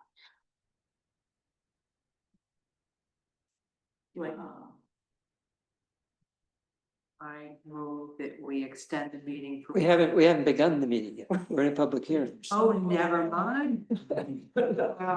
Yeah. Hopefully goes. You want from Nancy Metzger, who's has correspondence, but she also offered feedback that we would like in correspondence patterns. This one is from Asha Sanaker. Hello, I'm writing to express my support for South Coast Cider continuing to exist as a concert and community venue. While there are so few family-friendly, all-ages spaces left in Tompkins County for both food and great music, South Coast Cider is one of the best. It is a crucial third space for people to gather and to share music and food and community and to support our local culture. Please do not change its current rules such that South Coast Cider cannot continue in its current state. It's too important for the vitality of our community or touching these times when community is of the most relative investment. There was a response from Steve Sealing. It was small. He said I don't have to read it all, so I'm not going to read it all, Steve. But I will note that it is with comment. This one is from Bob Board. Dear Town Board members, we are ready to name the draft special events that we discuss at the next meeting. Our residents and taxpayers in the town of Danby. We helped write food regulations that moved to the farmers market over 20 years ago. They were largely have been used as a model by farmers markets in the US. We've asked that the town to consider first and foremost the mission of the board and vision that best serves the town. To that end, I'd like to share our vision. We hope Danby grows in a manner that encourages local businesses, agribusinesses, and community coming together. We envision a vibrant town. So that end, we benefit from regulations that support growth while respecting the needs and rights of neighbors. We have enjoyed music events, large and small, at something aside from Danby Food and Drink.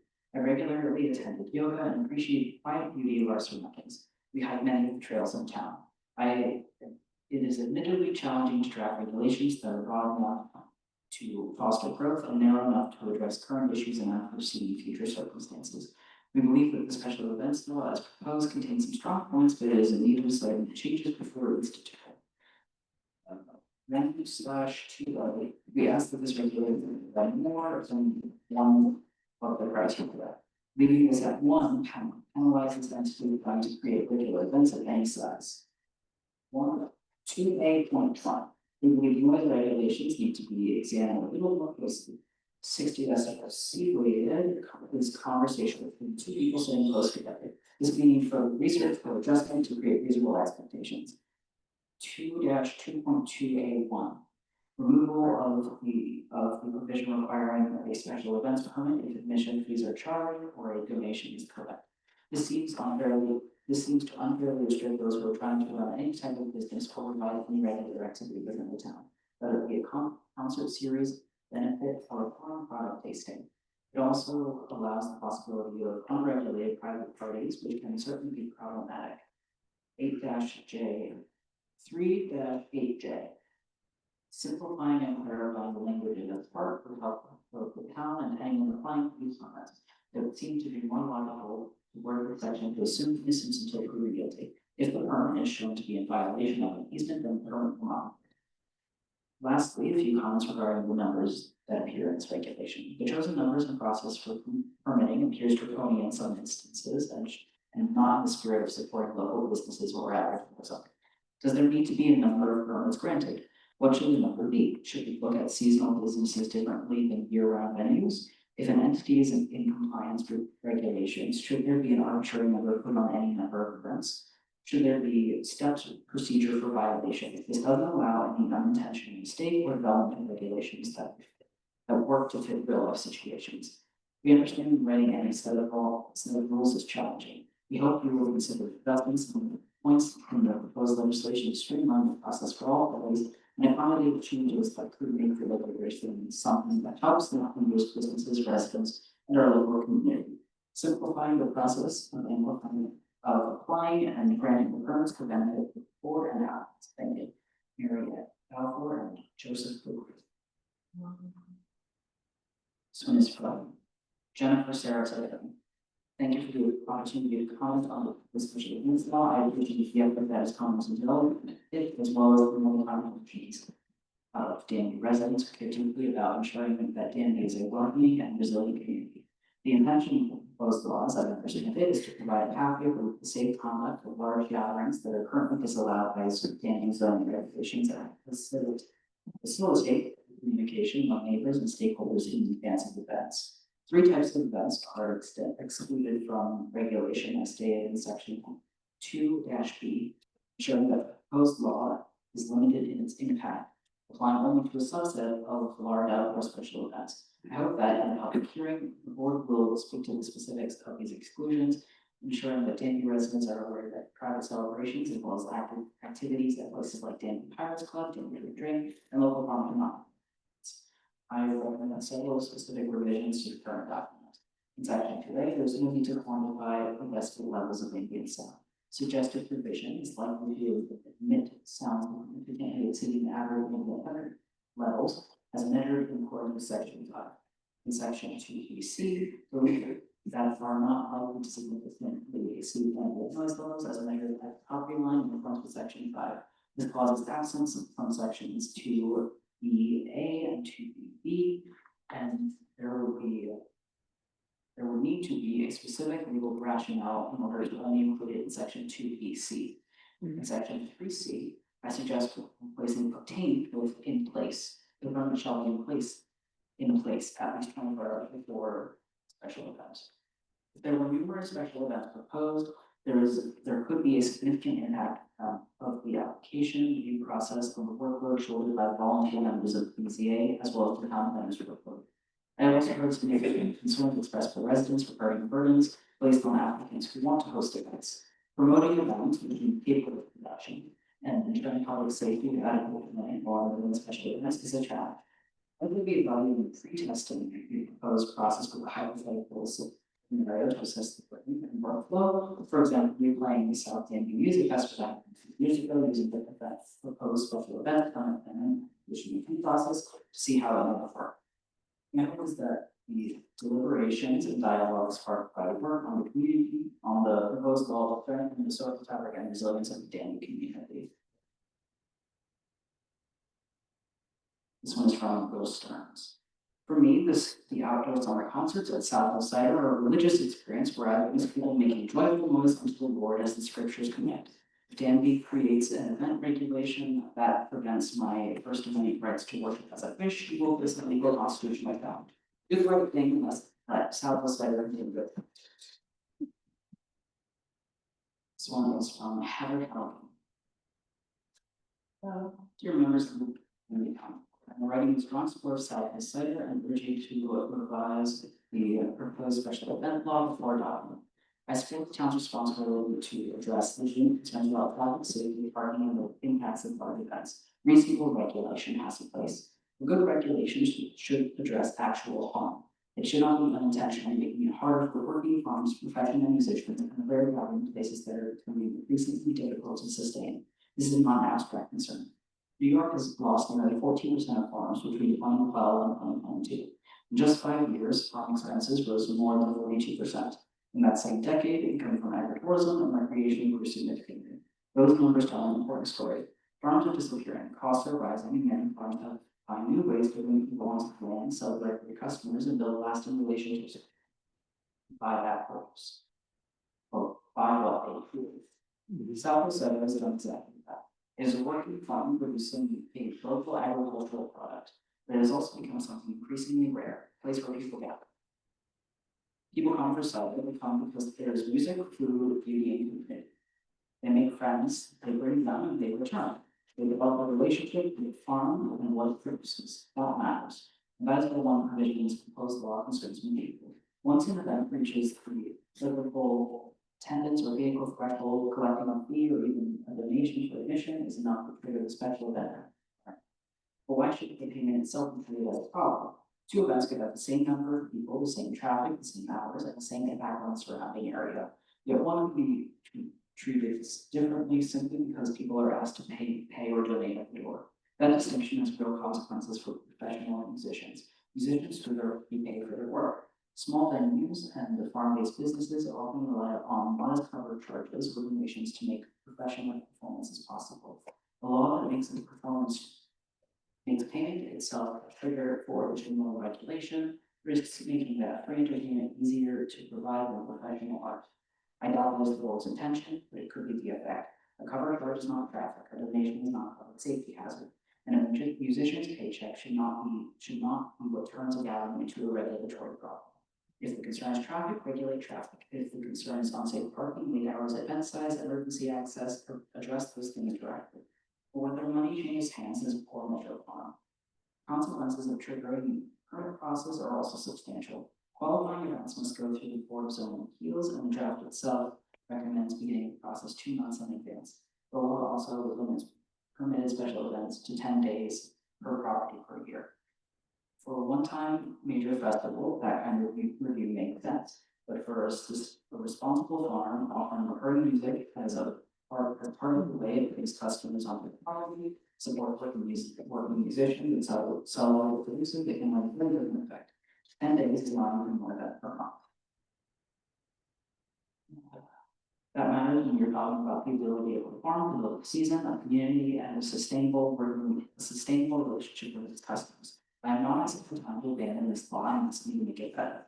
Please remove fee or donation for the admission as a standalone trigger. Reconsider a one-size-fits-all to pay limit. Consider a clear and vertical path for legitimate farm-based and agricultural activities. And make it possible for responsible farms like South Cider to continue bringing people together and paying professional musicians for their work. This is bigger than one concert or one season. We live in an extraordinary place, one still shaped by working forms, local artists, food, musicians, and increasingly rare places where people of different ages and backgrounds gather face to face. These are not extras, they are part of the economic, cultural, and social fabric of the community.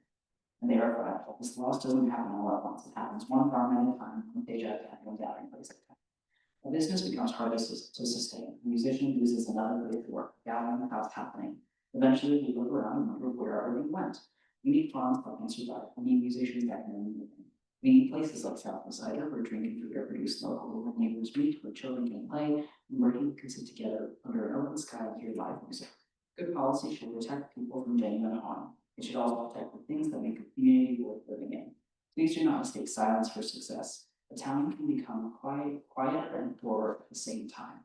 Once farms are gone, once that music has nowhere to be played, once the places that people gather disappear, we're not able to regulate them back into existence. We are mostly through. Okay. What's wrong too?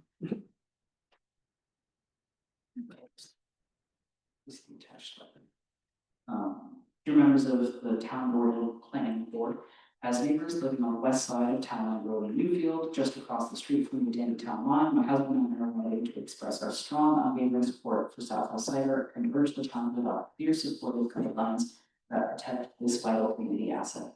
Although we officially live in Newfield, we live on the west side of the town, Town Line Road, around the corner from Southwest Cider, and consider ourselves to be a part of the Danby community. Southwest Cider is truly an exceptional venue that exemplifies rural America at its absolute best. On any given warm summer evening, it provides beautiful, wholesome space where friends and neighbors gather to enjoy music and food while watching the sunset over the lake. It is a multi-generational gathering space where families sit together on blankets and children dance freely to acoustic, jazz, and old-time bands. If a national publication like National Geographic were traveling to the southern tier, this is precisely the kind of vital, authentic rural community scene that they will forward to document. Beyond its invaluable cultural contribution, Southwest Cider is essentially a part of our local economy. It serves as a local employer, contributes to our community's tax base, and functions as a legitimate and cultural business.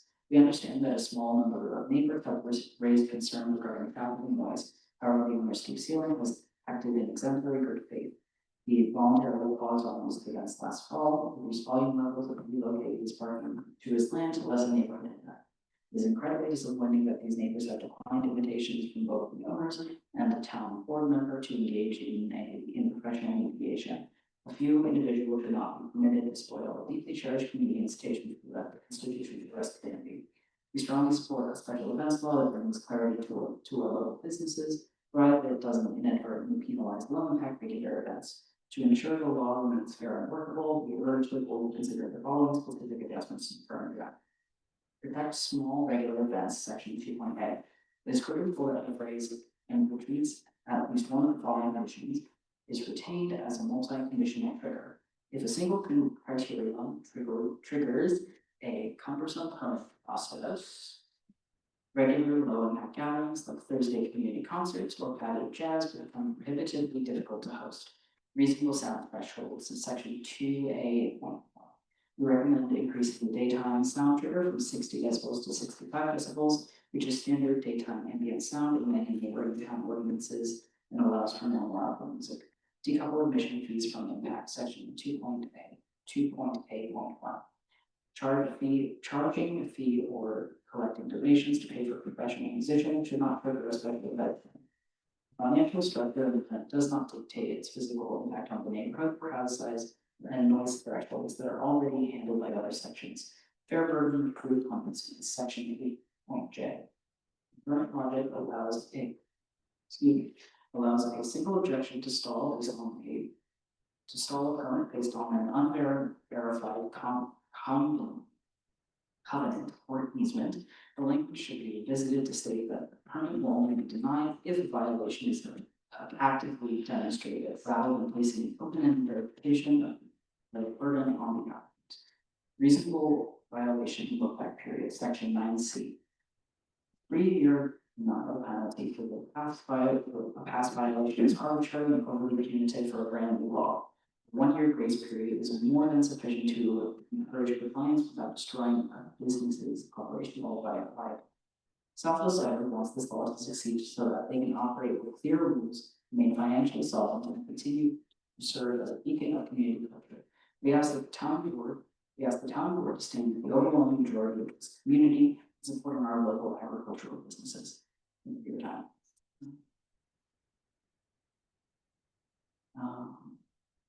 This one is correspondence. This one. Well. This one is from Larkin Ryan. To the Danby Town Board, as a previous resident and frequent visitor to the area, I've been along with the development of the proposed law governing special events in Danby. I've been following the proposed law, governing special events in Danby. I have several items of consideration to share. The first one to extend gratitude to the board for time that has been spent developing guidelines that are mutually beneficial to residents and small business owners alike. This is a time consuming undertaking, and your work is not unnoticed. While the proposed law seems largely fair and reasonable, several items stood out to me as needing further clarification or revision. First, section EJ references verifying that existing covenants or easements held by the town will not be violated. As written, this raises concern that the property owner may have to go through great lengths to prove a negative, resulting in costly roadblock and an ineffective use of town and county resources and a potential for exploitative interpretation. Next, the language surrounding the denial of a special event permit in section 9B. These questions as to the definition of unreasonably disturbing the public peace and the use and enjoyment of adjoining properties. For instance, if there is a possibility that a neighboring property owner will feel they are unable to enjoy the property during the event, does this mean that the application will be denied? Lastly, I am concerned with item 9C, which states that an applicant may be denied their permit if they've been subjected to a violation within the last 3 years. While I respect the need for strict enforcement and accountability, I fear that even with the best intentions and strongest efforts from small business owners, there may be attempts by other parties to frivolously create circumstances in which a violation may be brought. In addition, as local business owners and their staff adapt to the proposed changes and work to ensure they are in compliance with all regulations, it is reasonable to think that there could be a minor learning curve. It may be appropriate to consider an option requiring corrective action be taken for immediately losing 3 years of opportunities. Correspondence written from Brian Caldwell. I believe the town of Danby should encourage small to medium music gatherings. They help build community and support rural businesses. I suggest that the decibel levels in section 2A.3 be increased to 55 and 70 to be consistent with those in section 5. The time threshold in section 2A.3 to be increased to 10 p.m. and that daytime hours go from 7 a.m. to 10 p.m. in section 5. The number of allowed events should be increased to 20 per year in this section. There are also a few that came in past it's give me just a second. Just one? No, two. I've been, this one's from Andrew Stadler. I have been a patron of Southwest Cider for several years. Not only do I love the cider that they produce, but their farm and tasting and wonderful work in the community today. I believe that the willingness to host music events has many positive outcomes. Not only does it support Southwest Cider as a business, but in doing so provides jobs for residents, gives local musicians and a wide variety of such a location with forum and is an attraction for visitors, which in turn help to boost the local economy. Additionally, I have noticed that their music events have attracted an array of people, young local visitors, and people of very diverse backgrounds. There's one thing that everyone in the community has in common: a smile on their face. I was shocked to hear that there had been a complaint regarding music events we have held in previous years.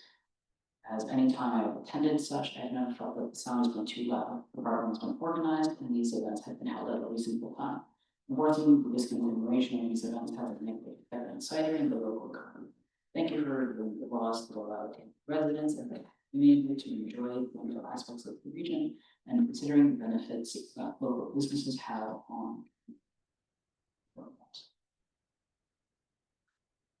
This one is from Lauren Lashley. I am writing in support of all Danby businesses that want to have music events. While I believe that Danby needs no special laws for events and noise, it seems that there is momentum in that direction.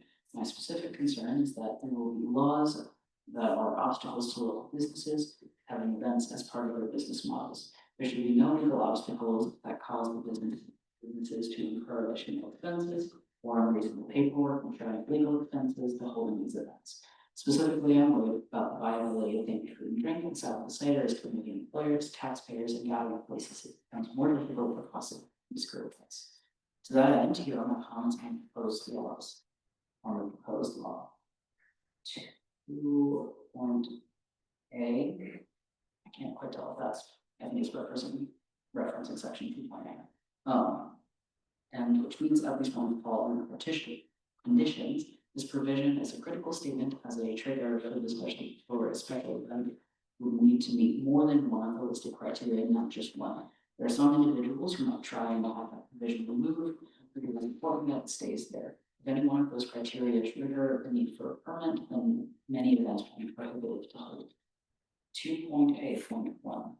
It is likely to emit sounds significantly exceeding average ambient levels of 60 decibels C-rated during the daytime and 50 at nighttime. At the property line as measured in accordance with section 5. Noise above this level would be one of the triggers for requiring the need for an event permit. 60 decibels C-rated could be increased from 60 to 65, as 65 is also often used for normal sound level in other towns and noise ordinances. Further on in that section, using a collective fee or donation for admission, using an administrative fee as a part of the need for a special permit or that unfairly treats professional performance. The fee that is paid or not paid does not have an effect on the level of impact an event will have. It may affect the number of people that attend, but that is all been specified elsewhere. HA verification that the grant will not violate any existing covenants or easements on the property that have already been. Absence of verification does not mean verification of violation. The logic in this draft is strongly in favor of allowing one single neighbor to stop any event permit from being permitted. Alternative language would say if anyone shows that an event will be in violation of an easement, then a permit will not be issued. 9C, denial if a previous special event by the same applicant has been subjected to a violation within the past 3 years. A 1-year grace period seems sufficient, especially because this is a new law and it is unclear how it will put its place. Why was 3 years chosen? It seems arbitrary. 1 year should be sufficient, and permits can be denied if there are approved violations. That is it.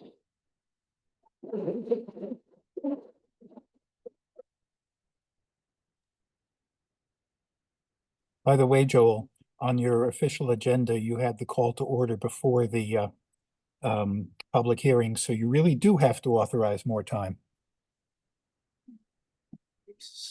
You may be right. As Mariah tried to address. You did call to order at 6:06. I did. You were right. I apologize. We have to start all over. Well, no, we don't have to start over again, but we do have to decide whether that's right. I know, I've got to stand. We're gonna need it. Yeah. Just need to stand up. Yeah, let's take 5 minutes. Come back at 8:30.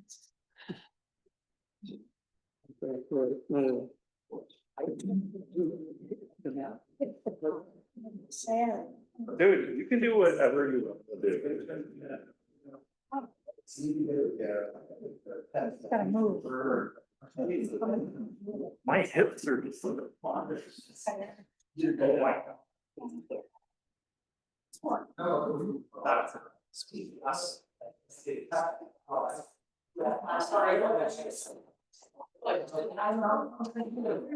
yeah.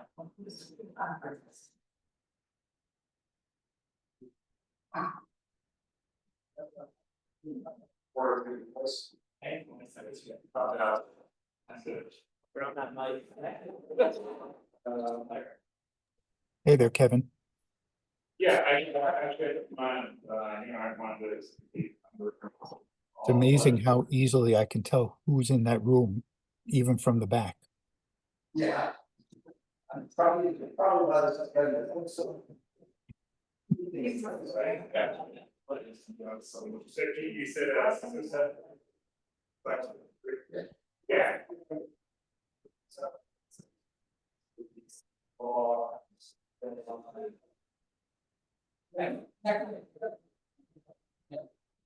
Yes.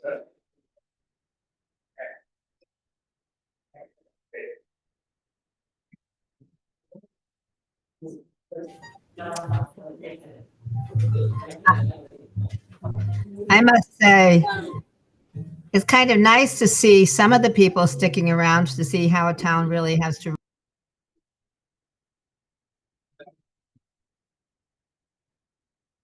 Yes. Was it your impression, Catherine, also that most people were speaking against the passage for one reason? For one reason or another, you're probably right. Yep. And even if you left off the don't step on South Hill Cider people, it was still pretty lopsided. Right, problems with the law. Yeah. Yeah. Oh, well. Right, exactly, yeah.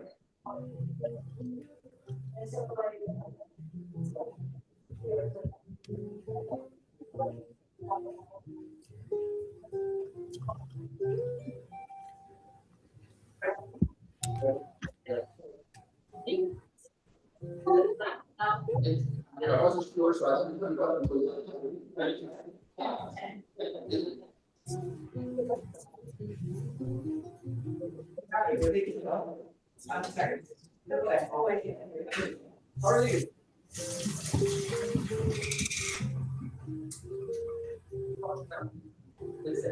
Hey, Catherine.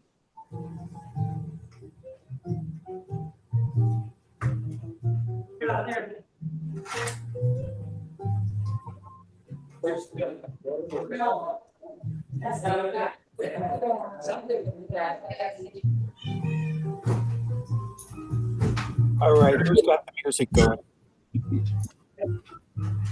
Who's got what? Who's got the music going? Catherine. Ah.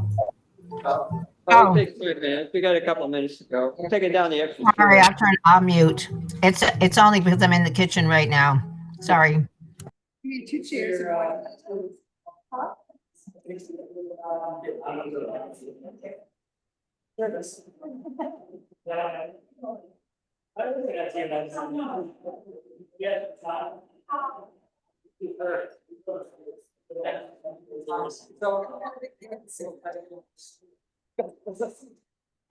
Oh, there's Grassroots, like never left the customer, that he tempted to come here. That was a major scheduling snafu. What's that? That was a major scheduling snafu, but. Does grassroots walk? No. You guys doing a regular meeting? We are about to start our regular. We can start. Alright, well, I'm gonna go walk over to Danby and drink and come back if you get time. You think you'll get this? It's on the out. Well, if we get to it, it's gonna be to decide what we want to think about it, but I doubt that we vote. Right, no, I'm really gonna vote on it, but. If we get to it. I could try and be back and say. Depends what the board's up for. I'll have you on Zoom over there. Thank you, guys. I appreciate all the time you. Thank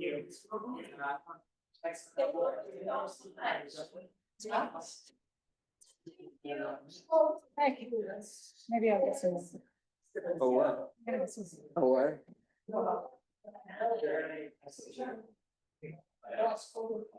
Yeah, it's warm in here.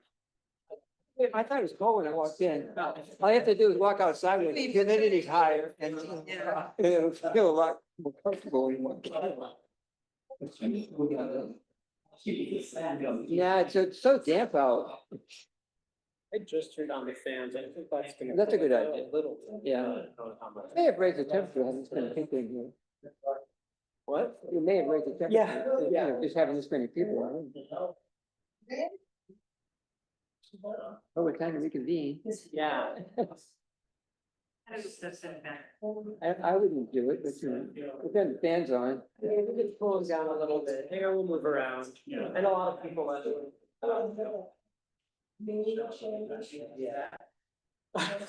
Slab top is here, he can't be far, I think he just needed a fresh air, but. Let's reconvene. I can go. Yeah, let's go. Chatting with, set a report. Yeah. Everything was a reporter here? Yeah, there was. Was there? From Ithaca Voice. Well, I've had somebody here. Yeah, That's, I noticed he was using a small microphone. Yeah. I told him to look it up.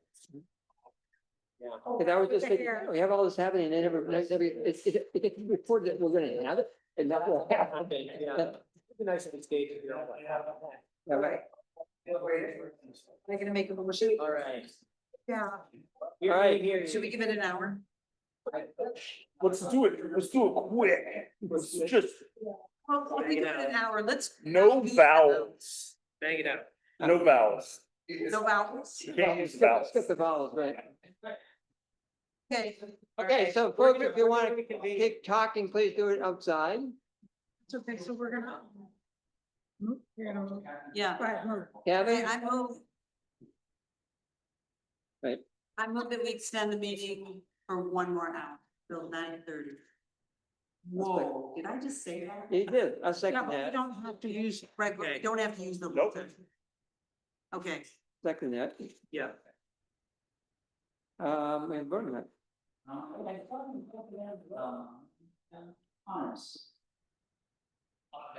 Honors. Leslie. He's asking for your vote. say yes. To extend the meeting for an hour to 9:30. Yeah. Vote. We're voting. You're voting. Oh, I'm sorry. Voting. Oh, yes, I didn't catch the whole front. All right, honors. She just said yes. She said yes. Dylan. Yeah. Martin. Yes. Bruce. Yes. Yeah. Yes, Forgot where I was. yeah. I apologize for for my statement that didn't start the time. In the past, we always treated the Yes, sir. public hearing as Joel, preceding. Just do it, let's just do it. It's fine. Oh, that's it. Let's just get this over with. All Yeah, right, where's my? so do we want to take it as it comes, if it were, and as we got it? Or do we want to prioritize it, and I do want to get through and I mean, I think, can we to meet? see how far we can get? Well, we gotta do the highway thing. Well, for sure, yeah. Is We're there going to anything the else we first have to item. do? Okay. Vouchers? Yeah, pay the bills. oh, do we have to open privilege of the floor? Yeah. No. Oh, but it looks like Ted Crane would love to talk. Oh, my God. We don't have time. We don't have time. No, let's. Well, it's on the agenda. So Why don't we start first from the do, beginning, are there additions or deletions? I would like to move that we skip privilege of the floor because we just spent 2.5 hours here Yeah. from the public. That sounds lovely. Okay, so there's a motion and a second. My comment is short and relevant to something you. That, Did we vote? What are we? There was a motion made to skip privilege of the floor and it was seconded. yeah, we don't usually vote on adding and removing items, but. We don't. Let's just blast through it. It's That's fine. actually true. I mean, Just But do the that, but things. but that item comes up after. Okay, whatever you want. Just, let's go. Let's do it. Do what? Go through the thing like we do every meeting. No, I think All right. we're. No, we withdrawing the motion. Taking away things. So we're Okay. taking away privilege of the floor. Can we take away correspondence as well? And We could reporting? I think we Things did away. correspondence. Is there extra correspondence? Yeah, there were two items, I'm sorry, right? I'm talking. Let's just do it the way it's supposed to be and we'll see how fast we can get through it. Guys, there's Alright. one thing we do have to add. We're gonna need one of those special meetings to approve the credit card bill next week. We are, Yeah, and why don't we put all the other stuff in there as well? that's a good idea. Let's do it. Let's just have a special meeting. have a special meeting next week. And yeah, in order to approve that credit card bill that would be due on Thing the again? 20th, we don't have another meeting till the 21st. So let's do the vouchers. All right, so what, well, that's it. But that's in addition to the agenda. Are we okay adding also the TCNS recommendation? No longer postpone that, right? And how about not adding that to the agenda? What? The suggested addition, which is TCNS recommendations. No what? No way. No way what? You're adding. I'm proposing that we not add. It was a proposed addition, but I'm suggesting we put it next time. Oh, I see, yeah. Yeah, Next meeting. next Yeah. meeting. But we are going to add, scheduling a special meeting to business. Go to the floor. Ted, you had a comment. Very quick one about your discussion about right to farm law. I'd like to remind you that anybody can can join the agricultural district in about once a year. And that means that in considerably less time than it can take to plant your farm, and grow, you can be in an ag district, and the rights or protections on farms in that are perfectly sufficient. I see no particular reason to make any significant changes to your existing rules, because that just covers stuff that's not in an ag district. Thank you. Okay. Catherine? Nothing more than to say, I'm glad that you didn't eliminate privilege of the floor during the regular meeting. Thank you for that. Catherine. There is correspondence. So was it? The only correspondence submitted was, there was the response from the county with their feedback Yeah. on the special events law, as well as the report from the county legislator arguing Glasgow. I didn't see the county's comment. I saw it. You Did want to you? see it? Weeks ago, and No significant, yeah.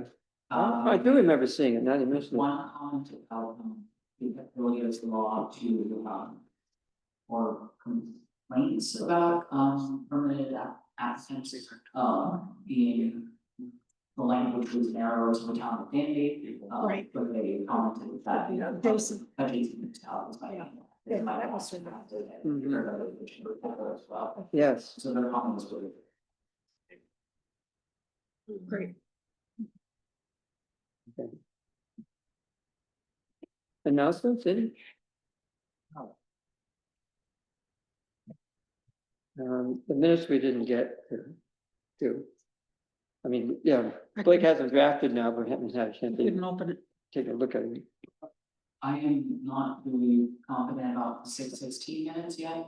I finished them yesterday, but I haven't really had a chance to review them. I would prefer you delay passage. Okay. Yeah. I didn't add the 6:2 minutes to this, I just. Right. Really overwhelmed last minute, so I forgot to re-add this again.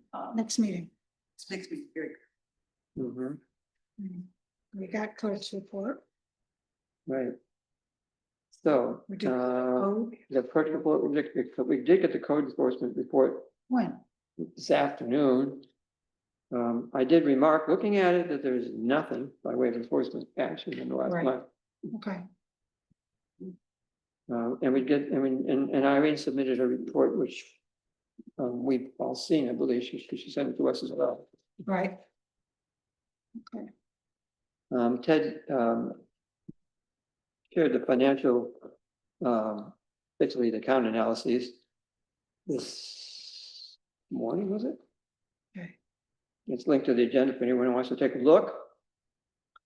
There is, however, identified one overspent line, and that's in the zoning contractual line, and it's mostly attributable to the what you call it, the software program we got for code and planning.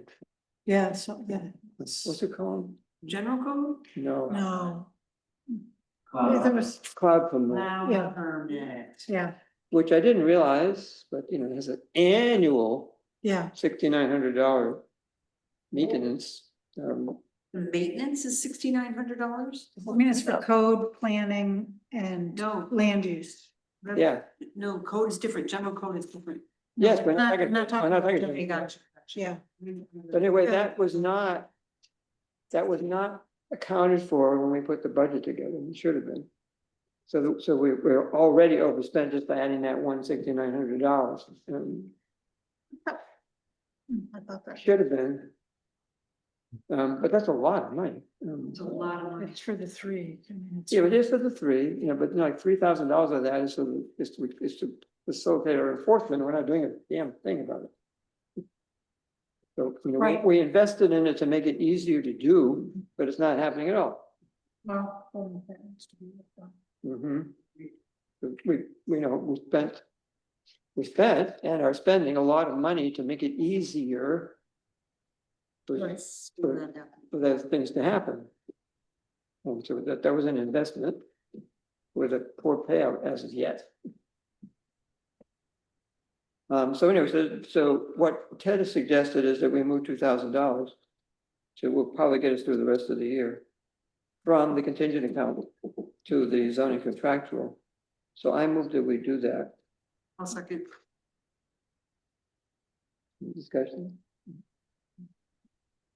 All right, Connors. Yes. Dillon. Yes. Larkins. Yes. Bruce. Yes. Daniel. Yes. Now we can go on to the abstract. I'd like to move the general fund abstract 14 vouchers 234 through 252 for $20,456.18. Second. Question?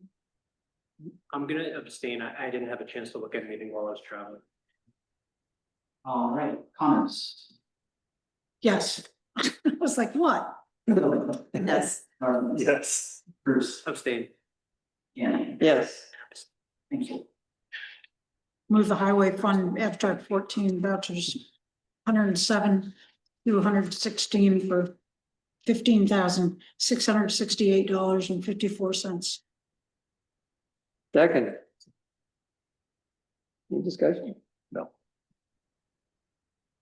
Connors. Yes. Dillon. Yes. Larkins. Yes. Bruce. Abstain. Daniel. Yes. Thank you. Move the West Danby Water District abstract 14 vouchers 19 through 21 for $497. Second.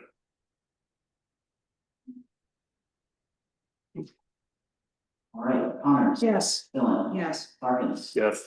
Bruce. Abstain. Daniel. Yes. Thank you. On to business. We have from Keith, who has moved to being online here, from being here present. Would you like to speak, Keith, to call a couple of things here? One is the agreement to spend funds, and the other one is the equipment purchase. And it was a third thing, Laura mentioned, oh, that was a need for a special meeting because of the other things, that's not related. So there are a couple highway things though. Yeah, maybe we'll start out with the equipment purchase is for it's for a Jag-wing plow that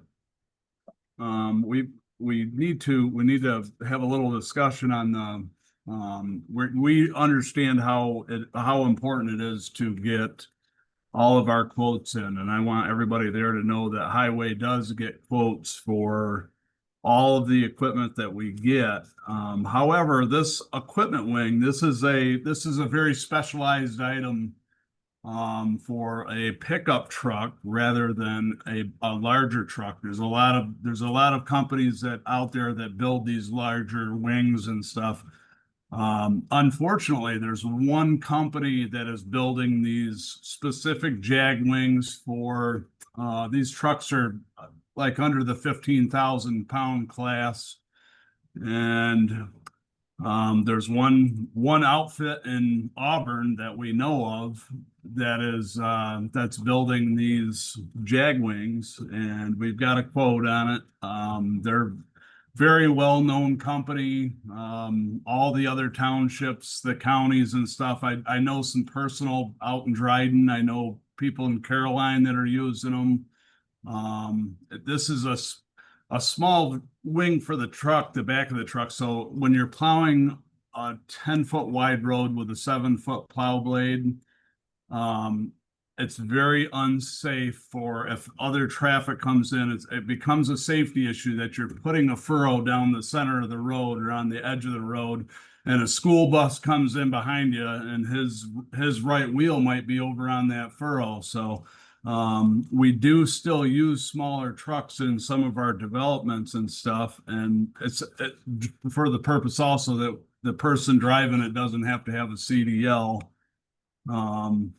So we do occasionally still use them. They're lighter weight. They're good on our roads. But this Jagwing would be a very good beneficial thing to our highway for the purpose of going in and plowing this out wider. It's a pretty bad safety issue really that the driver could be creating for somebody. We don't want that to happen. This guy has a patent pending on these things. I wish we could get other quotes on it. Unfortunately, I don't see it happen. And everything that I've found is more money, and it's heavier duty stuff made for like 15, 16,000 pound class trucks that were weighted, and they're a little different than what we're looking for. This is a lighter weight wing for pickup class under 10,000. So How much is it? I think our quote was did you have a price on that, Laura? I think it was $88.50. Do you have a price Yeah, on that? I believe it's $88.50. And so we just said not to exceed $9,000. Yeah. And we're gonna do the installation. Usually that's not installed, but we have a very good mechanic over there. We're gonna do the installation and stuff. We're trying to save a few bucks there as well. And nobody knows the trucks better than Daryl. He's very suited to do that. So. And did we budget for this? Well, yeah, it's in the contractual line, enough to cover that. Oh, very good. So I move the resolution that was drafted for us here to approve this purchase. Second. Any discussion? No discussion. However it's recorded, we should just make sure to record, the reason for not put it in writing, basically what you just said, the reason we don't have a competing quote, just so it's documented the way they want to see it. That's all. Yep. We'll be happy to do that for you. Yeah, I mean, there is a provision in the procurement policy that if you can't get. Yeah, You make I a just good think you have to faith document effort if required. Yeah. Okay. Connors. Yes. Dylan. Yes. Larkins. Yes. Bruce. Yes. Gagnon. Yes. Thank you. Okay, on to the agreement to spend funds. Please remove the share so he can see you. Thank you. What? Might want to put that share up. So anyway, you want to speak to the agreement to spend funds, Keith? Yes, on paving. I don't have it right here in front of me. I thought I did. Well, we just, looks like. Which one are you on, Joel? You got it right there. Thank you. Yeah, there you go. So did you run out of money to do Hill Road? Is that what happened there? We go short? Yeah, so I'm sorry for last week I was gonna be in on that meeting, and there was some confusion on my part and miscommunication of we had changed some stuff around a little bit, and I didn't, so anyways, we're looking for a little bit more on Hill Road due to the fact that we're gonna be doing a lot of keep in mind, we're doing a lot of other roads. I wanted to go over that. I don't know if I'm gonna have time or not, but, I wanted to go, we're gonna be doing, the highway is gonna be doing quite a few paving jobs this year. And a few of these, so we will be doing, adding a little bit more to these for some of our shimming and stuff that we'll be doing on other roads. And that's what that small amount is, that 7,000 additional. That's gonna actually be for some shim work that we're gonna be doing in one of the developments. And trying to see what else we got here. 70,000 will be on Beardsley Lane. We're gonna be doing 3 inches of cold mix pave in there. And then it'll have an oil stone top on it. Usually would come through with a fog seal after that. And then you're gonna see, yeah, there's a lot of chip seal that's gonna come down the pipeline after this. You will see that later. But as far as the paving goes, this time around, this is for Hill Road, Beardsley Lane, and Loomis Court. Branch off of Beardsley. What was that, Joel? I'm sorry. That little branch off of Beardsley, right? Yeah, that's correct. I think it's only like 400 feet long or something, but we have a lot of stuff in mind here. I wanted to give you guys a heads up. I don't want to take up too much of your time. I know you got a lot of stuff tonight, but as far as paving and surface treatments this year, I don't know. I could email this to you too. We don't have to go over it tonight. You could come next week to our special meeting. Yeah. It's just, I'm giving you a highway scope. I was gonna give you an outline tonight of what highway is doing this year. I want all of you guys to know what we're doing over there. We have a ton of work going on. Our current general maintenance for all the other roads, I was gonna go over that. But I'll email this out to you. And really, I strongly don't like putting this out there publicly all the time, because as everybody knows with highway, all of these plans, they can change tomorrow. There's some things that do come up with highway that, you plan to do stuff and things can change. It's really putting a huge puzzle together with 70 miles of road. So but as far as the plans go for what we're getting approval tonight, this is all set to go. We'll be paving this, and this will be done next week. So this is definitely a go. Nice. Great. So I move that we all sign this agreement with our highway superintendent. I'll second.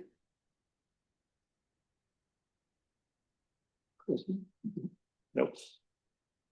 All right, Connors. Yes. Dylan. Yes. Larkins. Yes. Bruce. Yes. Daniel. Yes. Do we have Thank it so that we can sign it this time? You have it, Joel. Okay. I believe I put it in your little packet there with the That's in check. the pile here, yeah, okay, good. Yeah, if you want to pass that around the table, that'll work well. That's a matter of fact, we could be doing it while we're doing this other stuff too. Thank you. Why not? Yeah. Okay, thank you, Keith. Yep, thank you. You guys have a good evening. Thanks, Keith. Okay, use request for the town hall. I would like to move that we approve the New York State Department of Transportation for use of town hall. Second. There's no conflicts? No. We haven't given me a specified time, but July 23rd is the date. I don't believe there are any conflicts. I'm not sure about that. It says right, 27. Oh, yeah. When is it, July 23rd? Yeah. 23rd, yeah, I'll reach out to confirm with them, but yeah, approving the use is the first step. So it's been moved and seconded to approve the use of the town hall for the by the DOT on the 23rd of July from 5 to 7 p.m. Ready? Did I sound all right on there? Because I know there's Yeah, I did. I'm still talking on there. Hold on. Good night, everybody. Good night, Steve. Night, Keith. Oh, okay. Vote. Yep. Connors? Yes. Yes. Yes. Martins? Yes. Bruce? Yes. Kenyon? Yes. Thank you. I'm guessing we're not gonna vote on the special events law. What shall we do about the special events law? I think it needs to go back. Can we make changes? We can if we don't vote on it as it is. If we don't what? If we don't vote on it as it is, we can make changes as much as we want, and then we'll repropose. I don't wanna vote on it the way it is. I'm gonna Yeah, work on it. I think there were several really good points Yeah. made in the correspondence and in the comments tonight. Yeah, I agree. That warrant, I think, revision. Much as I thought we might have it all ready to go. Yeah, I mean. I agree. I jotted down a few things that I could see changing. And also, I don't think that we're ever gonna stop getting the level of feedback and the level, like, I think you can come up with an example that makes any law sound ridiculous if you try hard enough. So I feel like, yeah, if we all want to take another pass at it, yes. But I don't think we should do it forever. I think we should continue narrowing, not expanding. So if we all heard things that, oh, we want to drop this or change this, that's good. But I would feel really frustrated if that caused us to start back and sort of re-questioning some broad things, or maybe we don't need this, or maybe instead we should switch to some other thing. That would be really frustrating. And I just, my assumption is any public hearing will bring some level of people who have come up with some reason why this law isn't ready yet. So at some point, we're gonna have to decide, yes, we're doing it, even though it's not perfect. But that doesn't have to be today. Yeah. If we need to come back again, we'll come back again. Well, having I think agreed that there's reason to want to revise it and come back. The next question is, in what way do we want to revise it, and how do we make that short list of things that we want to change? So somebody can work on putting language into it to do it. So we heard a bunch of things, we read a lot of things. There was a lot of comment that people didn't even hear tonight that in correspondence with the board that wasn't for the record, but that is on the point. And so I'm sure that each of us probably reacted to what we were told differently, so that we might have different ideas about what to change. Right. How do we get on the same page as far as what to entertain? Yeah, but I also feel like if we each made a bullet point list, there's probably less than 10 things that came up multiple times. Like having the trigger be the dollar amount, that one came up a lot. The 3 years, that one came up a lot. So I don't necessarily think it would be that long of a list if we sort of, tried to come up with the list of the things that we heard the most that we thought were pretty, reasonable feedback, or, Yeah. then I don't know if we make that list and bring it back to the next meeting, or if we, I think that's a reasonable proposal. yeah, to make that list and bring it back to the Yeah. next. To next week's meeting. To next week's meeting? Yeah. Oh, the special meeting or the next Oh, board? we can do it. We can do it next week. I can't be here. I won't be here. Oh, you can't do it when you're relaxing in your Well, mind. I can see if Say I no, can see if say it no. works, but I don't know, I can't always count on internet working. Something I didn't hear tonight. And it's gonna take me more than a week to put that list together. It is. Yeah. You think there's that much to change? I wanna be thoughtful about it. Yeah. I do too. I mean, I think if in a week we have our list to compare what we want to change, then that will give us another, at least another week. I forget, when's our next meeting? The next regular meeting is on the 21st. So if we sometime next weekend, that would be the following week, it'd be too soon. It sounds like Leslie's saying she wants to wait for the next regular regularly meeting. scheduled. And as much as it's less than a week difference, Time. yeah, why don't we do that? Yeah, okay, fair enough. I just wanna say that what I didn't hear tonight that I know, and especially you just brought up recently, is that we really have no way of enforcing this. Oh. It's gonna be very, very hard for me to agree to a law that is not enforceable. What makes you say it's not enforceable? Because our code enforcement officer is. Code wouldn't be doing it. Well, okay, Right, as a zoning officer. I just, yeah, I have concerns about that. Okay, I mean, enforcement is what can be one of the things Yeah, that we exactly. talk about. Right, Although right. I'm not sure, it's not like in the next 2 weeks, we're gonna come up with a whole plan for enforcement. I think those questions are questions that will probably remain. Well, the mechanism is in the law. Yeah, You know, yeah. whether but we pursue it is a question of, you know, that and every other law we've got, you know. Yeah, right. It's not, I don't think that's not unique to the special events law. So if that needs work, it wouldn't necessarily be a reason not to pass this law, only because it's the same as any other enforcement of anything else, Right, I think. right, which is an issue which we need to come back to, I think,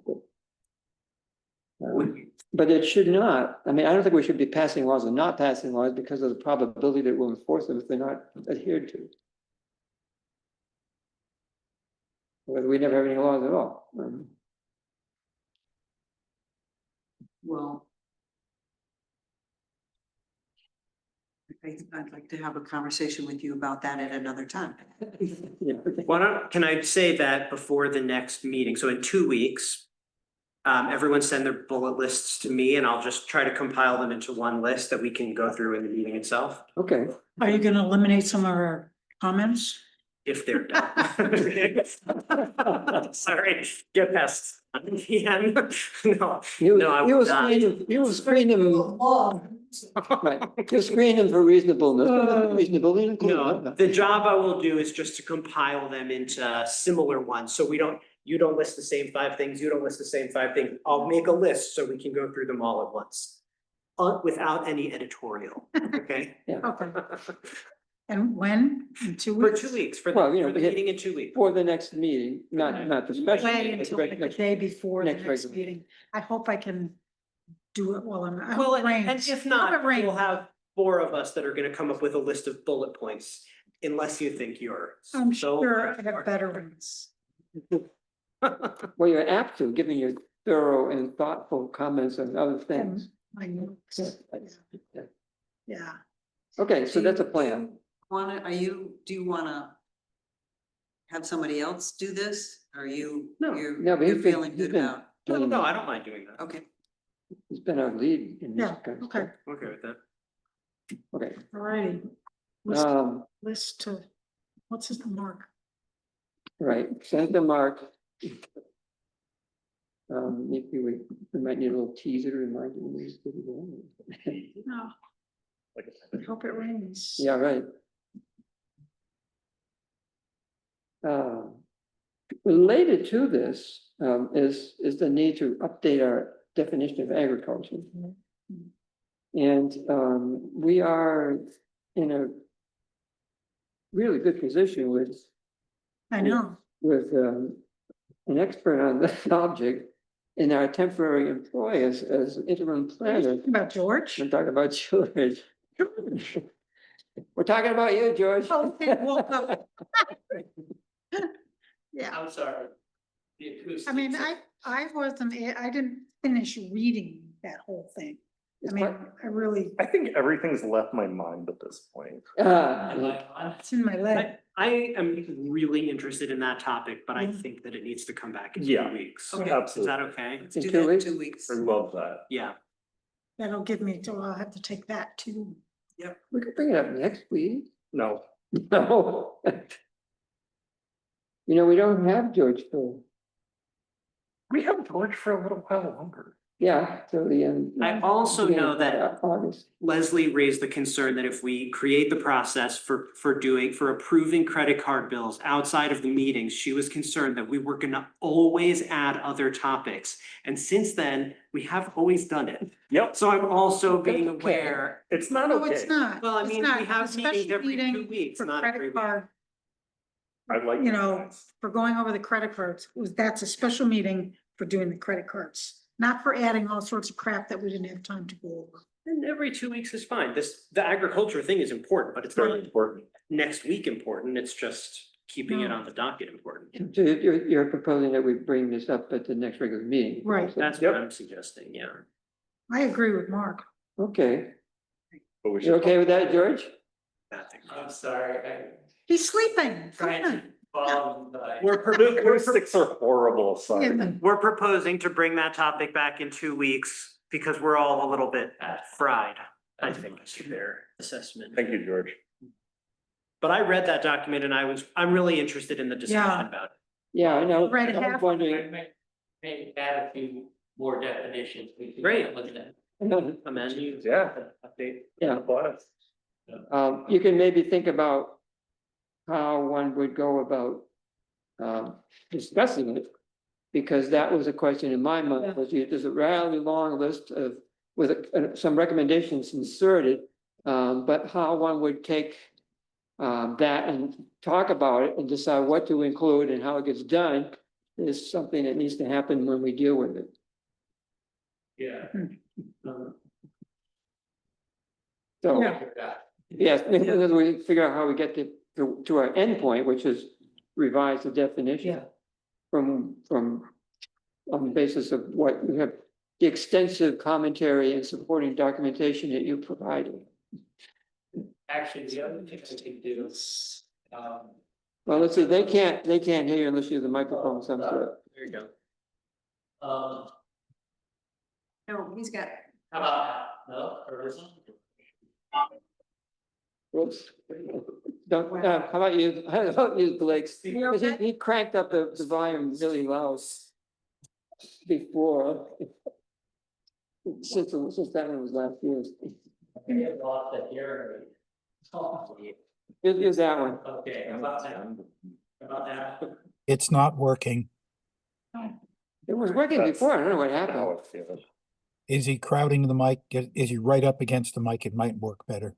Yes, he is, but it's not seems to be working anyway. Okay, now, No, it's not working. Can you want What do we want him to to turn say? it down to get the this thing is back. It isn't working. Maybe the Can't battery might run down. Oh, he knows what he's doing. Right, that's true. And I can hear you guys. Yes, good. Okay, so, What was the question? where were, again, I drafted up definitions, some of them, hopefully. I've got a couple more that I came across that I should have put in, that'll be easy to do. But do you also want to talk about, lot size and subdivision, et cetera, as well? With respect to? Hmm? No, I mean, as far as other things we could change? Yeah, we talked about like. Oh, yes, right. Uh, No, there's more to talk about before that, but, And I've looked into what Caroline's done.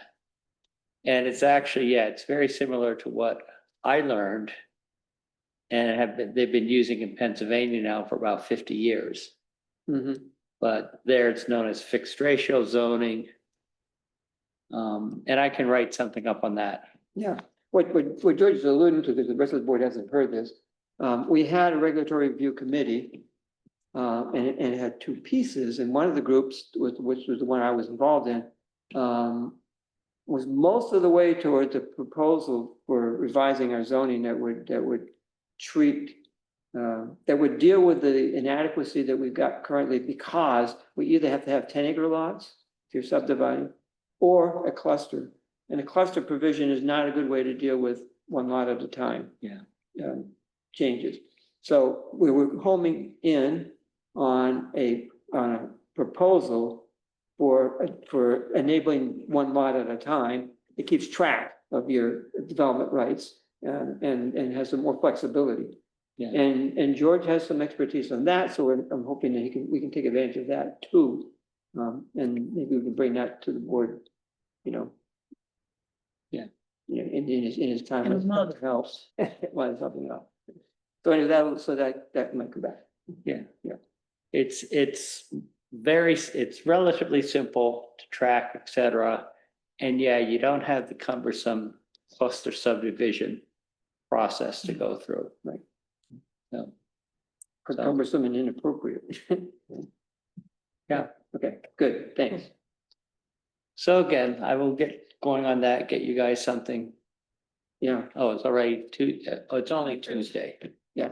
So. Yeah, and so the question with respect to the updating agriculture is how do we go from your 6-page memorandum to using it as a tool to home in on what we actually want to, Yeah. a definition that we plug in. And you had, and I'm sure Leslie, I don't know if you looked at this, but there's a couple places there where you suggested site plan review might be an appropriate addition. Do you think? Yeah, that it might be good to think about doing that in addition to revising the definition. Yeah. So, but we can have I that. would like to, I mean, that. She's been lobbying for years for that. The low hanging fruit that we never did Mhm. for whatever reason. Right, yeah. Yeah, low hanging, it's the best kind, one you can reach. Right. Anyway, yeah. Okay. Yeah. Beans. Okay. Well, thanks, George. Thanks, George. We'll wait for your addition comments. Laura Shawley. Laura and I have spoken, and Laura's also spoken with Mark. And we all agree that Laura's regular employment will end on July 17th, which is a week from this Friday. And that she will provide additional support as a consultant for $40 an hour for no more than $4,000, which is a lot of hours, but she doesn't anticipate it going to be taking anywhere near that much time. Not to exceed $4,000. Exceed 4,000. Yeah. So that needs to be written up, but that's basically the proposal. Yeah, what I told Laura was if we can sort of talk about that and if we're all okay with those numbers, I can plug them into just a general consultant contract and That would be good, even just, I mean. Yeah. Training. Sure. How's it going with the new person? Wonderful. The other Laura. Yeah. Yeah. Wonderful. Great. We have a good. Good, super. I'm very impressed, all three of them that are gonna be a team on all of this. They're great. Great. So so Mark will work this up into something we can approve. At the next meeting. What's that? So Mark will work this up into Oh. something we can approve next time. Next time. Well, actually, Initial meeting? could we just Do it next week? No. Could we just do a resolution to approve the hourly rate, the not to exceed, and to authorize you to sign a contract with her, and then we can do the contract outside of the meeting? Yeah. Yes, we could do that. Because that would just be like, we're all on Yeah. the same page about the terms, and then the contract itself, you already will have authorization Yeah. to sign it. Okay, that sounds like a motion. Yes, I'll reword it. The motion to authorize Joel to sign a contract with Laura Shawley for ongoing bookkeeping consultant at $40 an hour, not to exceed $4,000 total. That sound right? Yep. I'll second that. Where's the money gonna come from? From the, we're probably gonna be over budget for the bookkeeper because it took us so long to get through. Yeah. When we're paying a lot of people, But it comes out of the bookkeeper line, we may have to transfer money into it by and by, which will mean contingency, I think, or which, fund. someplace. We may not have enough contingency. Let me take a look here real quick. But Well, you we can come will back. probably toward the end of the year be able to see it. And Yeah, then there'll exactly. be some money in some other accounts that, We can Has it- deal with it, we can deal with it later. yeah, that you can transfer in. Blake has a comment he wants to make, or Yes, yeah. if your microphone doesn't work, you'll have to come over here. Just gonna, I'm just gonna, I'm all the way up here. Well, I've got to vote in a minute anyway, so I might as well be here anyways. The supervisor's fund does also have, I have to do the math on that, but there was the stuff that was paid out of the supervisor's account generally for Laura, or not Laura, for Julia's time working in the clerk office. That got accounted under the clerk, or like got accounted as her usual title. It should have come out of that line on the clerk budget, but it didn't. So there is money in that line that hasn't That could be been transferred over. and help. exactly. Yeah. Yeah, that can be transferred because it should have come out of that line in the first place and it didn't. Yeah, that's an option. That helps. I do not know off the top of my head. I have not had time to sit down and crunch those numbers. Yeah. But let's not worry about it. Okay. You know, there was inevitably, there has to be overlap and training associated with the transition, and we anticipated there would be. In fact, I originally proposed $10,000. Right. And we'll see how it works out, because there's certain efficiencies that have been had by virtue of Ted's expertise that might help us save a little bit of money. And we'll see how it works out. Okay. Wait, so that. But I think that amounts around 1,600, Blake. I'm remembering right, because I crunched the numbers. But So anyway, what's the budget for that? The budgeted amount is 5,000 for this. Yeah. We're in good shape. Yes, yeah, They're okay shaping. So anyway, it was moved and seconded, right? yes. And are we ready to vote? Yes. Yeah. All right, Connors. Yes. Dylan, Yes. Larkin. Yes. Bruce. Yes. Gagnon. Yes. Thank you. Let's see, the Thank you, nine- everybody. we need to schedule a special meeting. And we did deal with TCNS. I It will, was suggested that we might deal with TCNS next week, but then you just decided you didn't want to do that. I don't remember. Who suggested that? Is that pressing? Is it like?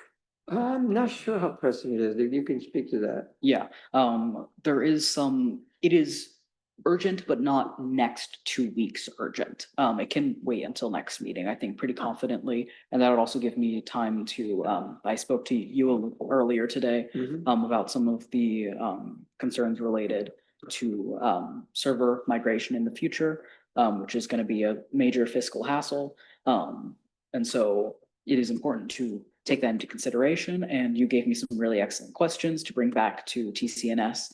So I'm happy to follow up with them. And I'd also like to have, if you get the time, your input into that too. Yeah. There are quarterly meetings with TCNS to regarding their recommendations for updates and changes. And out of this one, considerable number of things with some pretty meaningful impacts on our budget. Yeah. Part of consideration. And I'd like you to weigh in on it. Yeah, I read the email, but it was quickly and I had questions because I was a little surprised at what wasn't like updating things isn't just included in what we already pay them. I know. So I had some follow-up questions because I'm surprised at how many different things they're charging us for in That are no addition to good. the regular thing that we're paying them for. So I'm a little confused about like why more of that isn't covered in the regular monthly payment or annual, whatever it is. So I have questions, but I hadn't even formulated them for this meeting yet. I've had that same question for a long And time. I can get into my email, but I Yeah, can't. so open I'm happy to Any look kind at of it attachments. to So Mhm. I. Okay, so that's all that. I'm gonna vote no on that crap. All of that is good reason to have that be dealt with at the meetings. Right? Okay, so when do we want to have our special meeting? Pay the bills. The credit card bills, basically, Next Tuesday? Tuesday. Would it be, yeah, we can do this one during the day, right? Oh, yeah. Yes, Yeah.